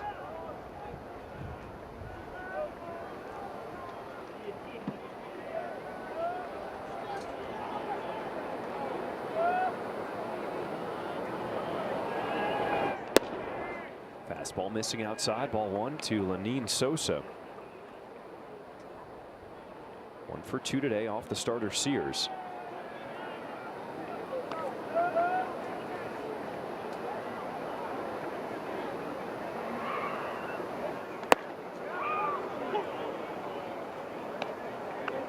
This is an offense that really misses the presence of Andrew Benintendi, reactivated off the injured list today. We'll see him in that series against Boston, or maybe potentially pinch hitting later today.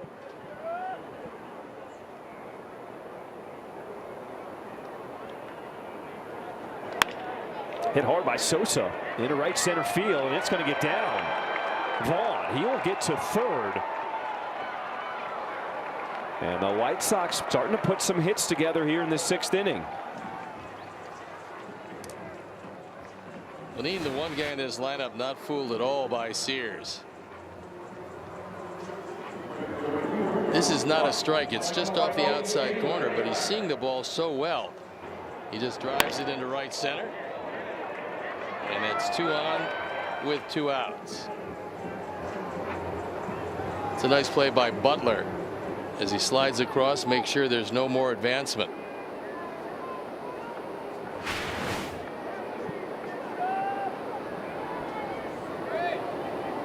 Michael A. Taylor with a chance to put the Sox on the board with 2 outs in the 6th inning. And he fouls off the first sweeper. Well, one way or the other, this is going to be the last inning for Sears. Sox would like to tack a run or 2 on his record before he departs.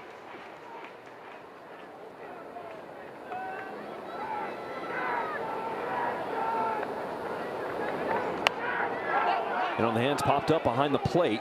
Pareda will make the grab as the Sox strand runners at first and third.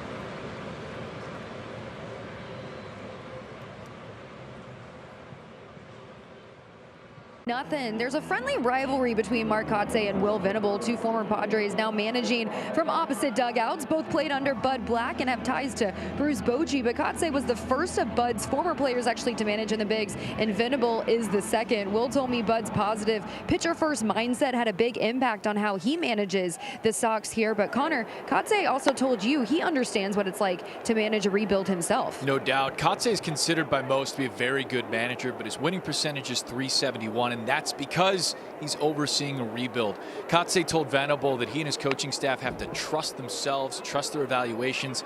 Oh, and he's just a phone call away if he needs anything. Guys, that's a good former teammate to have. There is no doubt that once you've sat in that chair, there are very few guys who won't help another fellow manager to understand exactly how this works. Lawrence Butler has been a tough out today, but he is retired to start this 7th inning. This half inning is brought to you by King Heating, Cooling and Plumbing.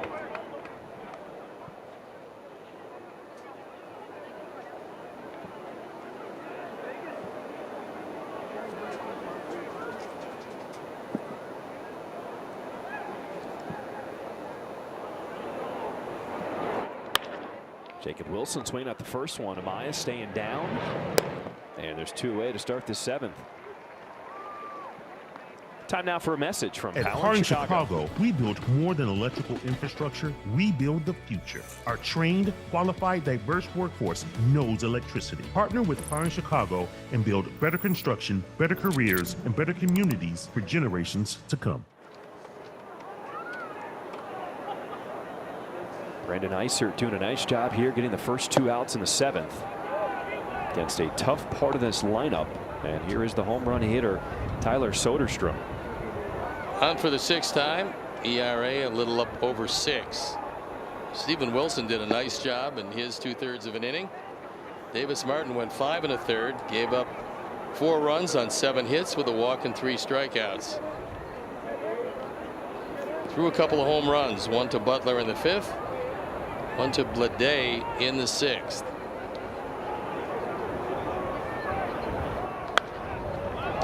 Popped him up behind the plate. Caro, that one gets into the 2nd row.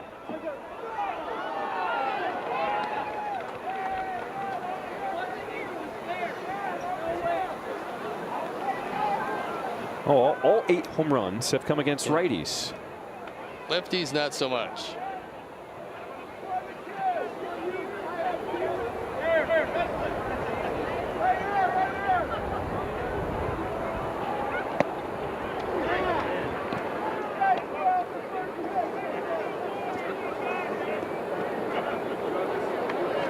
He's also a guy who actually prefers to hit on the road. He has 6 of his 8 home runs on the road to start this season. Way inside as he has to jump over that one.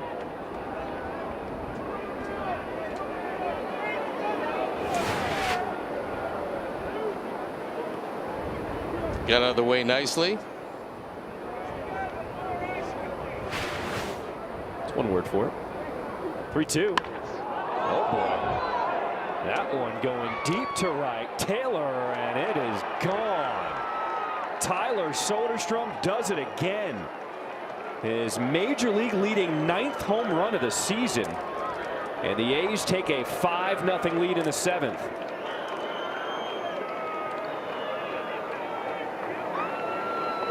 Nine and 18 on the power numbers. And that is a slider that kind of stayed there. Soderstrom takes it out. He's had quite a series here in these 3 games. Steve, how many people had Tyler Soderstrom leading the majors in home runs this early in the season? Made an adjustment, has slightly opened his stance from last season. I wouldn't think too many would be thinking about that.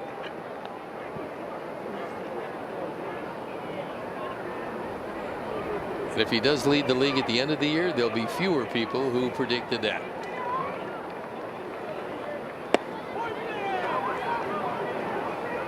You put him in the home run derby now? Oh, sure. The way he's swinging it right now, not a bad choice.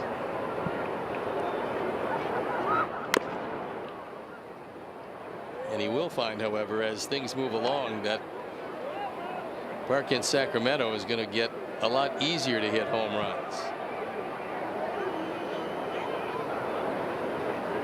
He's taking a look now, the location of the pitch, what kind of pitch it was, and celebrating his 9th home run of the year. It's a great start to this season.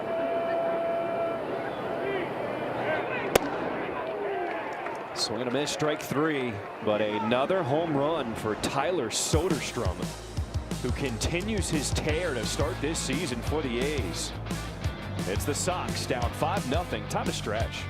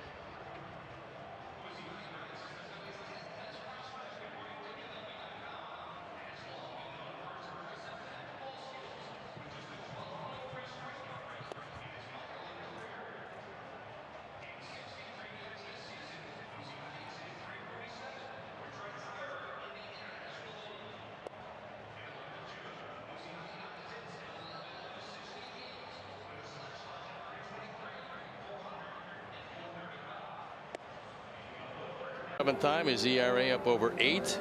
Great job by J.P. Sears. 6 innings, no runs on just 3 hits. Walked a couple, fanned a couple, and he's got a nice, comfortable lead for them. 3rd time at the plate for Edgar Caro, making his Major League Baseball debut.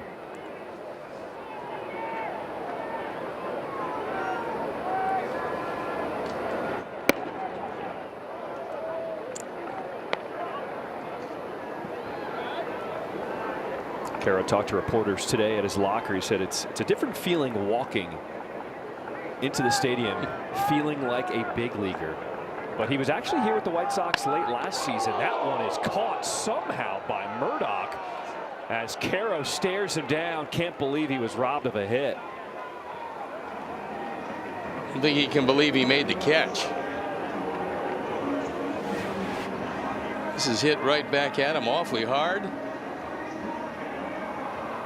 Reaches behind him and makes the play. Probably wouldn't have been a hit anyway because Wilson was playing up the middle. However, you don't expect the pitcher to make that catch, but make it he did. Did that carry him off his leg into the glove? Like he just caught it behind him. I don't know. Wow. It's quite a play.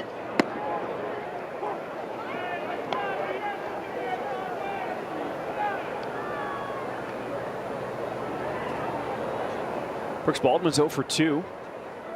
As Benintendi has emerged from the dugout, he is on deck.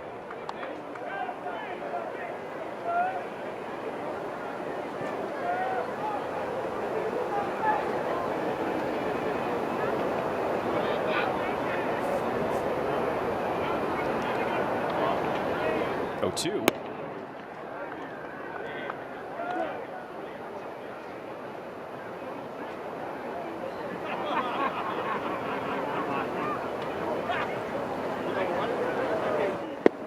Swing and a miss, strike 3. Connor. Andrew Benintendi hasn't played in a bit, activated from the injured list today. The Traject is one of the high technology and high velocity hitting machines that the White Sox have here at the ballpark, and that's what he's been using to stay sharp.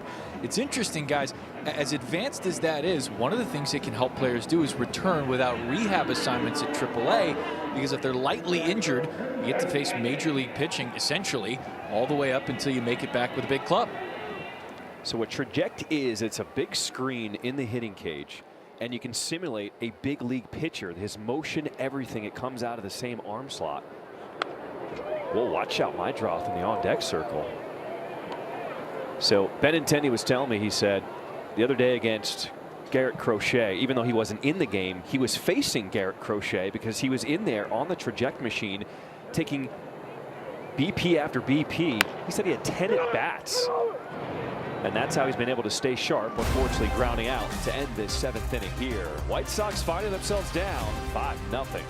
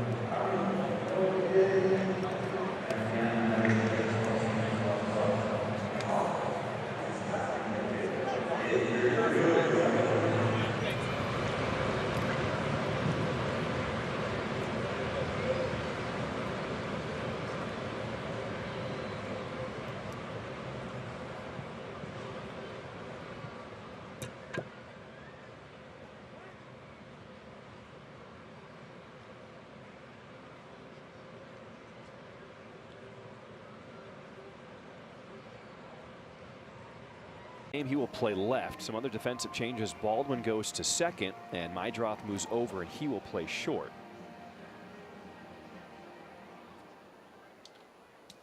Start this 8th inning. White Sox down 5-0. Trying to avoid getting swept here in this 3-game series against the A's. All right, we talked about all the cool promos that are here in the ballpark, and we have an exclusive reveal of the Ice Cube bobblehead. This will be given out to fans for African American Heritage Night.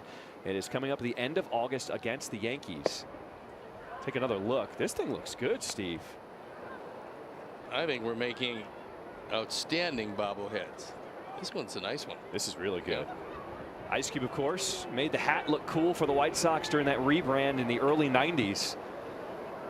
He made it cool in the hip-hop culture, but when he was asked about it, he said it was Frank Thomas who really, he felt, made the White Sox cool in the 90s. Can't argue with that. Well, that's for sure, especially when you look at some of those numbers he put up. So the first 10,000 fans who enter Rate Field on Thursday, August 28th against the Yankees will receive the Ice Cube bobblehead for African American Heritage Night.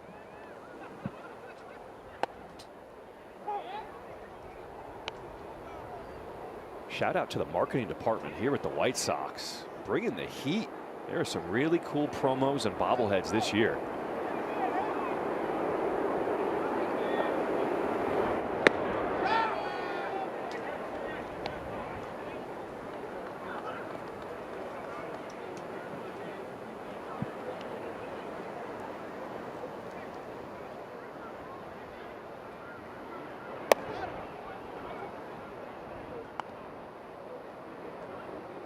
Couple of day games today. Seattle went into extra innings, would beat Cincinnati 11-7, and the Diamondbacks beat Miami 6-4.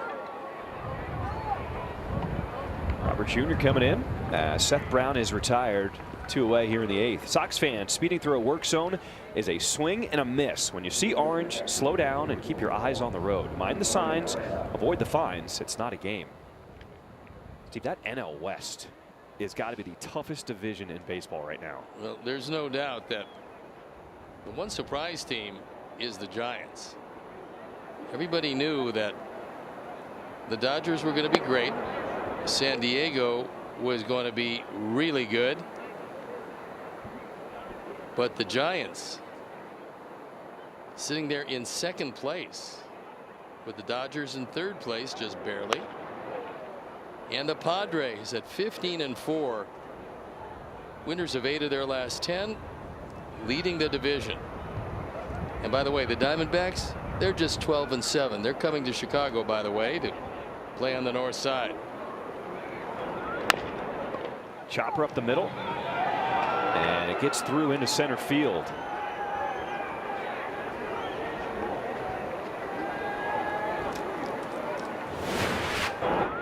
Take another look.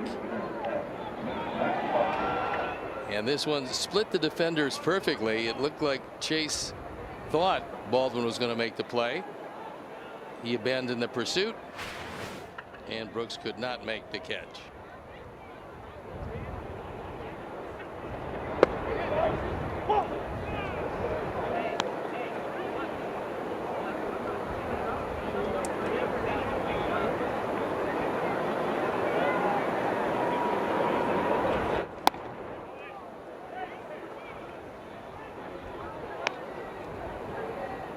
It's amazing when you talk about the NL West. The Cubs are the only team in baseball with more than 11 wins outside of that division. And if you're the Diamondbacks with 12 wins, you're in 4th place. Well, they realize a long way to go, but you have an advantage that's maybe a disadvantage. You get to play those teams twice. You're playing some really good baseball teams in 4 different series, 2 at home, 2 away. So you better, if you're going to play in the National League West, you better come loaded, because there's a lot of really good baseball teams. And then if you're the Rockies, it is tough sledding. Iser gets the strikeout. We go to the bottom of the 8th, down by 5.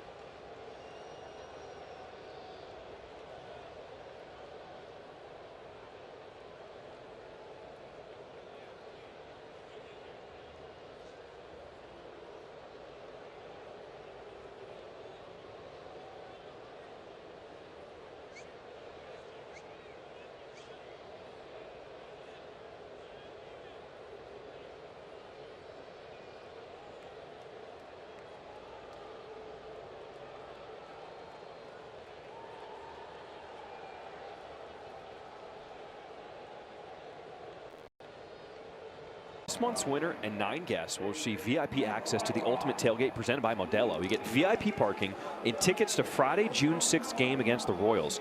Now, you must be 21 and over with a valid ID. To enter, visit whitesox.com/sweepstakes.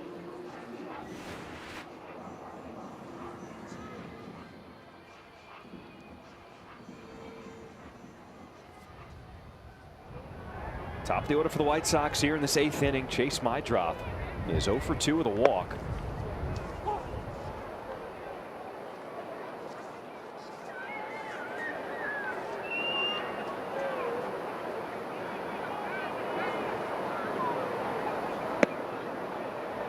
He's seen no fewer than 6 pitches in any at bat so far here today.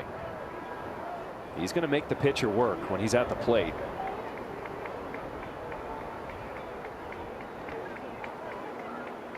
Oh, 2. Even with 2 strikes, he's so calm taking pitches outside. He just knows what the strike zone is. That was pretty close pitch too. It wasn't like it was a foot outside. It was probably 2 inches off the outside corner.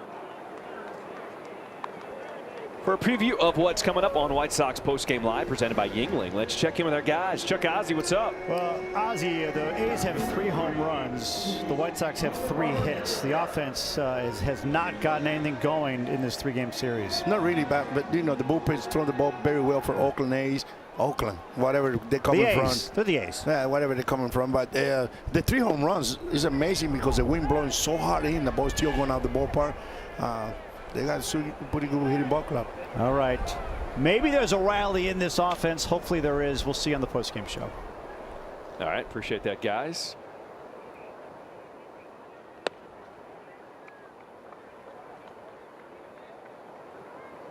Well, Steve, this is the part of the order that the White Sox have to get going at some point. 2, 3, 4 with Robert, Vaughn, and Vargas. But one of the things that Luis is going to have to do, if he's going to turn this around, it's going to be because he's swinging at strikes. But he's been swinging at pitches off the outside corner. That one was off the inside corner and not getting really good pieces of them. If he swings at strikes, he's going to be fine. Laid off that one. Murdoch walked off the mound. That was a really nice job of laying off because this one was really close and just missed low and away.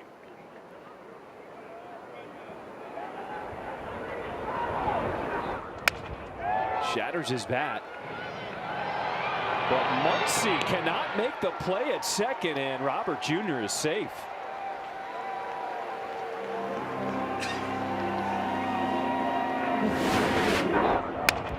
The shattered bat goes one way, the baseball the other way, and Muncy just gets handcuffed. Looks like a fairly routine play. Doesn't turn out that way.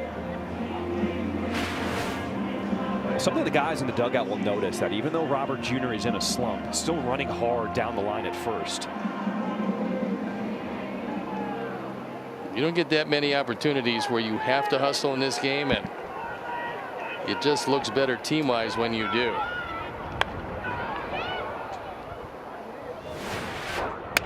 We'll watch him down the line, and he sees right here that they're not going to get him.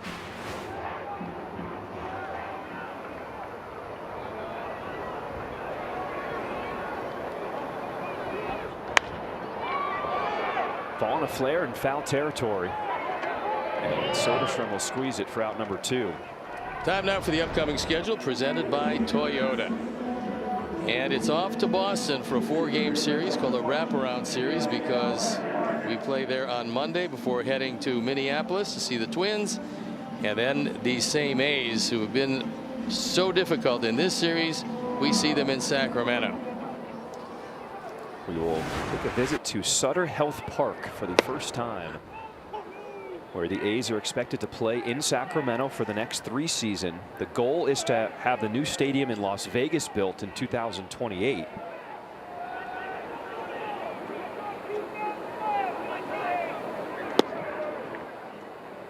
But they've sold a lot of tickets already in Sacramento, and they've gotten fan support in Northern California. Yeah, I think one of the reasons why they were able to spend the money that they spent, some $27 million this offseason, was knowing that they were going to draw really well in Sacramento. Vargas had to dance out of the way of that one.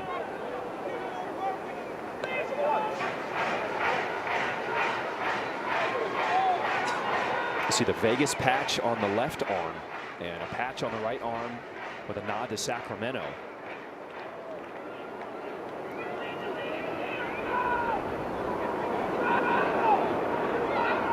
2-1.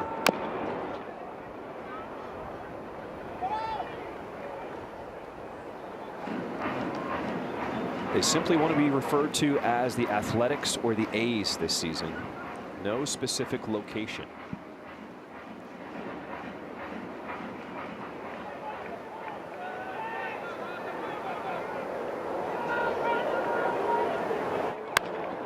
Vargas with a grounder. Knocked down. Wilson, his throw over. And Vargas will beat it out.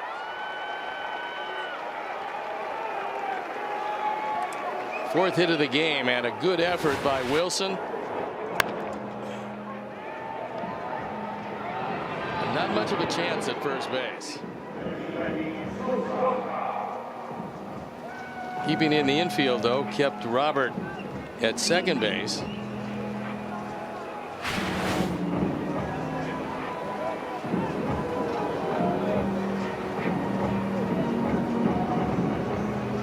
Pareda goes out to have a word. The A's pen is up and going.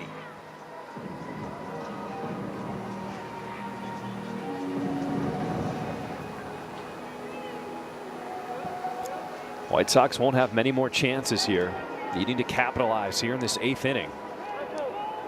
The error allowed Luis Robert Jr. on. He's at second. That single now by Vargas.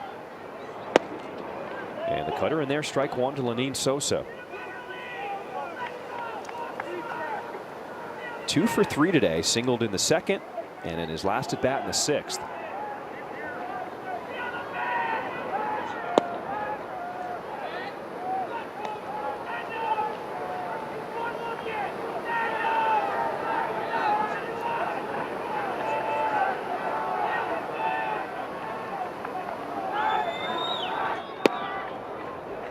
Just off the corner, Sosa nods his head, ball 2.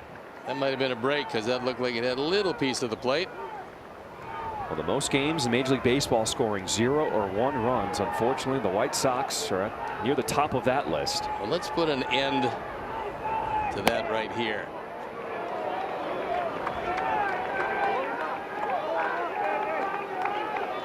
Joshua Palacios is now on deck for the White Sox. If Sosa can keep this inning going.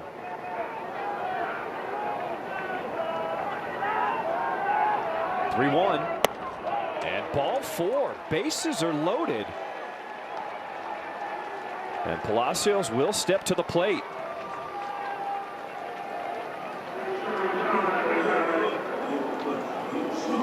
So far, Marcotte has not gotten up. He's got a 5-run lead, but the tying run is in the on-deck circle.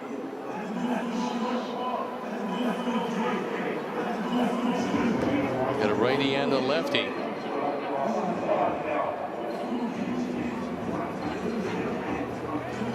And you would think there would be a change made, which is one of the reasons why they sent Pareda out once again to the mound.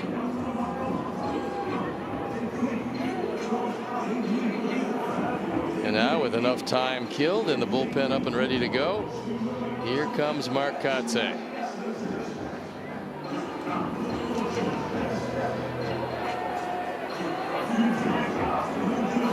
So he wants the lefty and will step out with the bases loaded.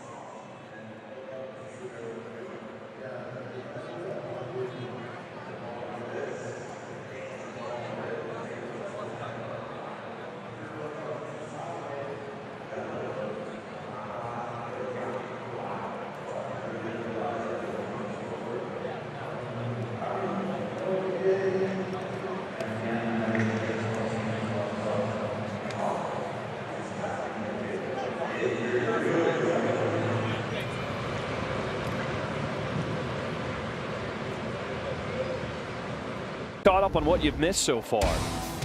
Lawrence Butler, solo home run in the 5th inning. It has been home runs for the A's so far today. And then this one also goes flying out. Leday having quite a series. And yet another one for Soderstrom, who also is having quite a series. Starting pitcher for the A's, J.P. Sears, only gave up 3 hits, no runs over 6 innings. But the White Sox are threatening right now. Here in this 8th inning, bases loaded, 2 away.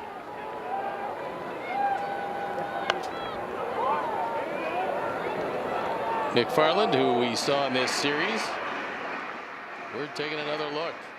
ERA over 11, on for the 9th time, and he inherits the bases loaded as the Sox try to get back into this one.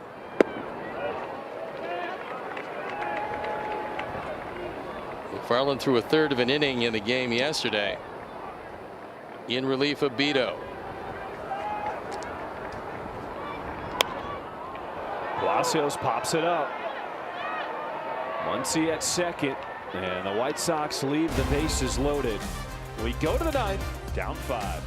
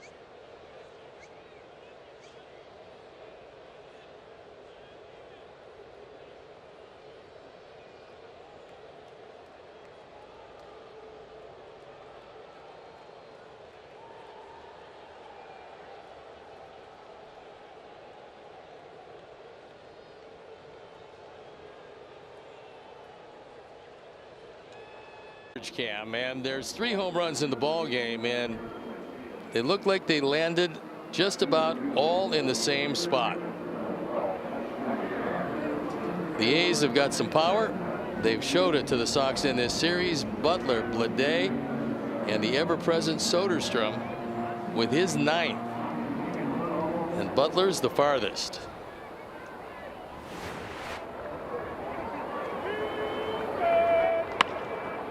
Schumann swings at the first pitch and slices it a fair ball into right field. Still rolling around in that corner, so Schumann will take it off to 3rd. And a triple, his 2nd of the game to start this 9th inning.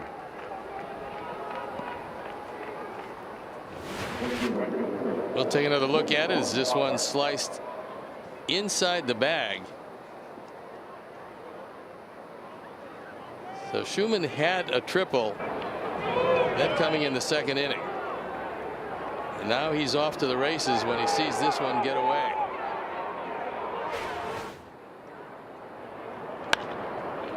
With the infield in, Butler pops it up to left field. Benintendi is there. He's going to throw to the plate, and Schumann wisely retreats to 3rd.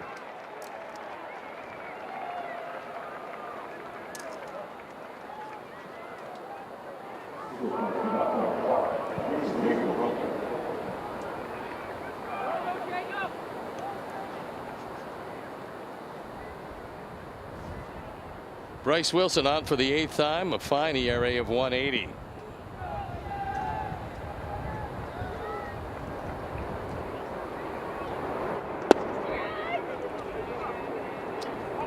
So we have an official scoring change. Back in the 3rd inning, Brent Rooker hit a hot shot to shortstop. Originally was charged an error against Amaya. They have now changed that to a base hit for Rooker. Well, that advantage will make 2 people happy instead of no people happy.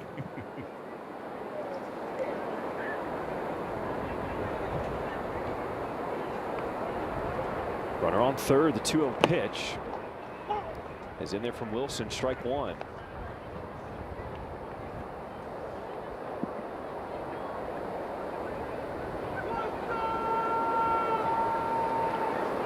Bryce Wilson versus Jacob Wilson.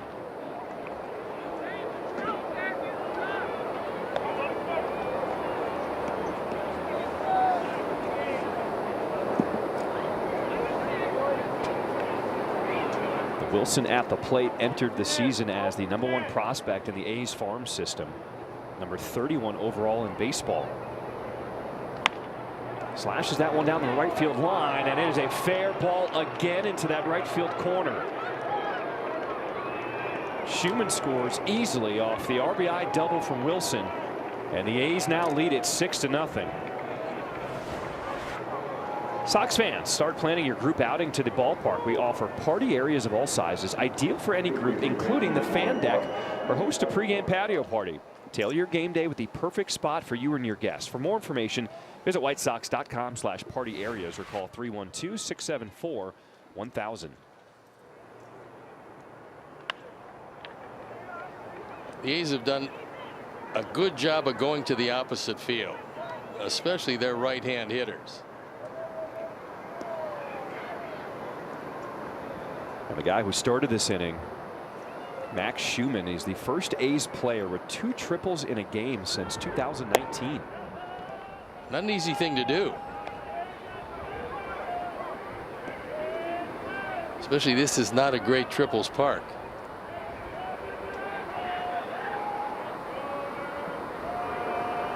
Oh, 2 to Soderstrom.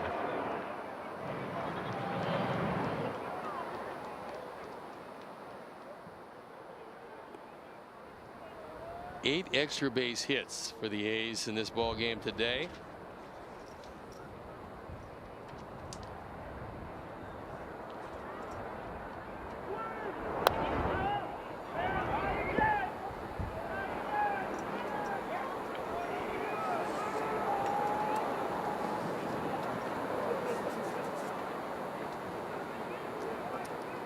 Soderstrom continues his tear in Major League Baseball. And his 9th home run of the season back in the 7th.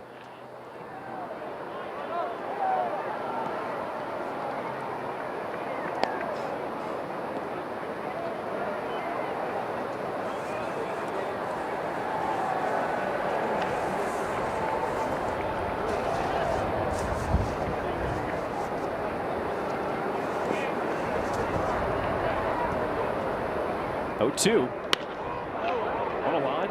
Right at Robert Jr. in center. And there's out number 2.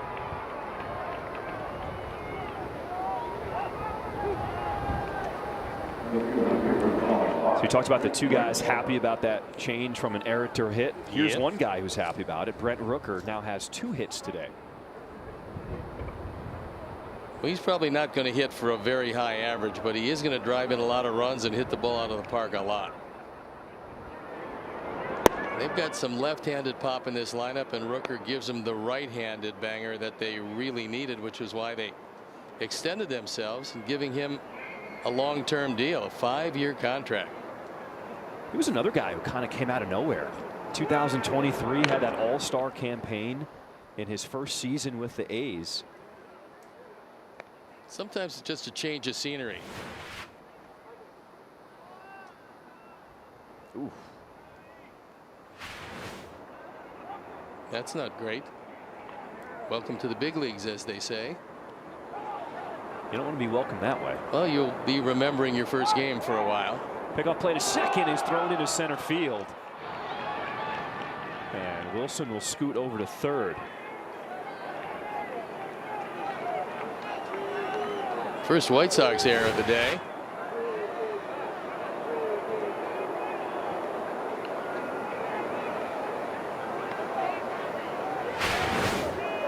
What's the key on that play as a pitcher for the pickoff play? You have to do it quickly. You have to trust your defender is going to be there. And sometimes it's on a signal. Sometimes it's the daylight pickoff. So by a daylight pickoff, if it's the shortstop going in back of the base runner, he'll put his glove out. And from a pitching standpoint, if you can see that glove between the runner and the bag, that's when you turn around and make the throw. Sometimes it's on a signal from the catcher where they will give you kind of pumps, and then all of a sudden sometimes it's just putting your glove down and then you turn. This one is launched into left field, way back. 5th home run of the season for Brent Rooker, as the A's show off their home run hitting power here in Chicago this week. And that's exactly what they signed him for, because he can hit him a long way. This one comes up there spinning and goes out very quickly. 3 hits today and 3 driven in. That gives him 11. One more look at it, a no doubter.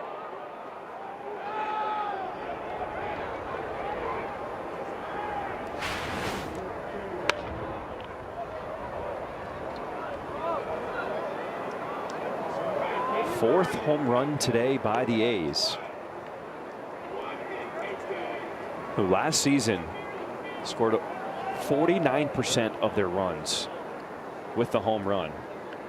Well, they started with 3 straight extra base hits.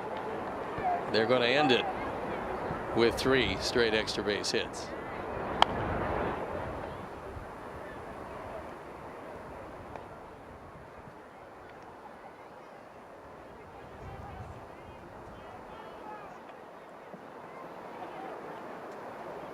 Two from Wilson, and right at front, snags it out of the air for the final out here in this top of the 9th. Last chance for the Sox, down big.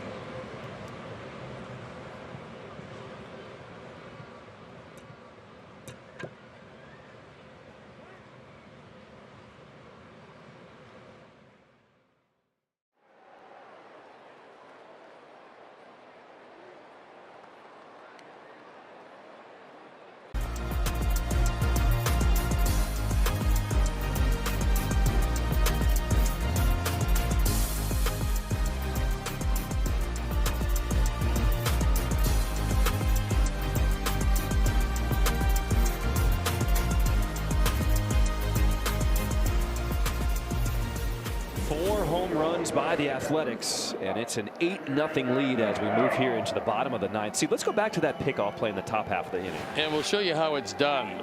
Watch the glove of Caro. When he puts the glove down, that means turn around and throw it to the bag. That one a little wide of the bag, but that's how the play is done. a certain signal, then you look at the glove, then you spin and throw. Last time up for Carroll, lined it right back to the pitcher Murdoch, who made a fantastic catch.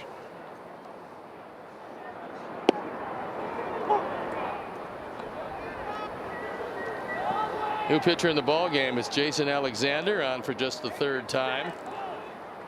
ERA up there.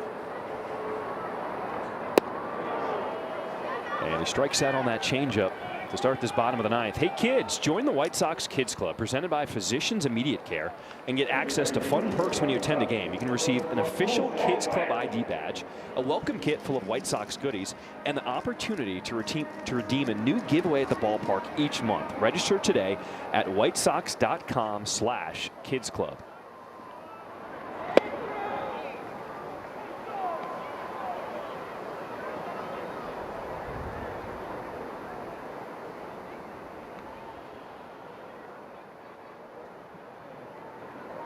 One away, Brooks Baldwin takes that sinker inside corner. It's 0-2.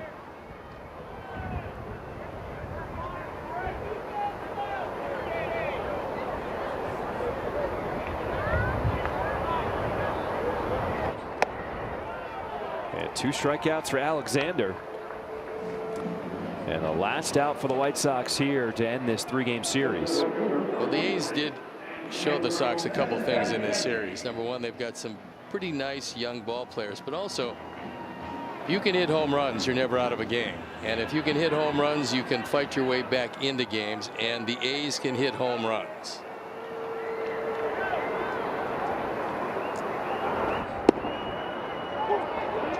Sinker, bottom part of the zone, strike 1 to Andrew Benintendi.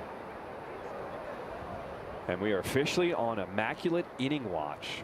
This is the 8th pitch here for Alexander. Oh boy. Got one more. He could get one. That's very rare, by the way.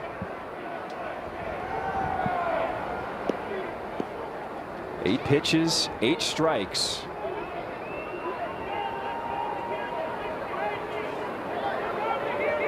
Here's the 0-2 from Alexander.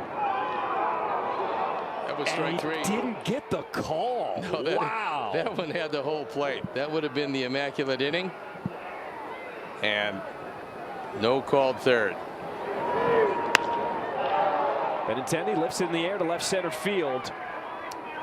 And that is the ball game. The A's will come into Chicago and sweep the White Sox here in this 3-game series. The final here on this Thursday afternoon, 8-0. The A's have a good young team. They're going to get better, and the Sox can take a look at them and see that hitting the ball out of the park is advantageous. So it's on the way. We will go to Boston for a 4-game series, and I'll see you on the plane. 10-game road trip, which will start tomorrow. Final score here, 8-0. White Sox lose. For Steve Stone, I'm John Schriffen. White Sox postgame live, presented by Yingling, comes your way next. Chuck, Ozzie, guys, it's all yours.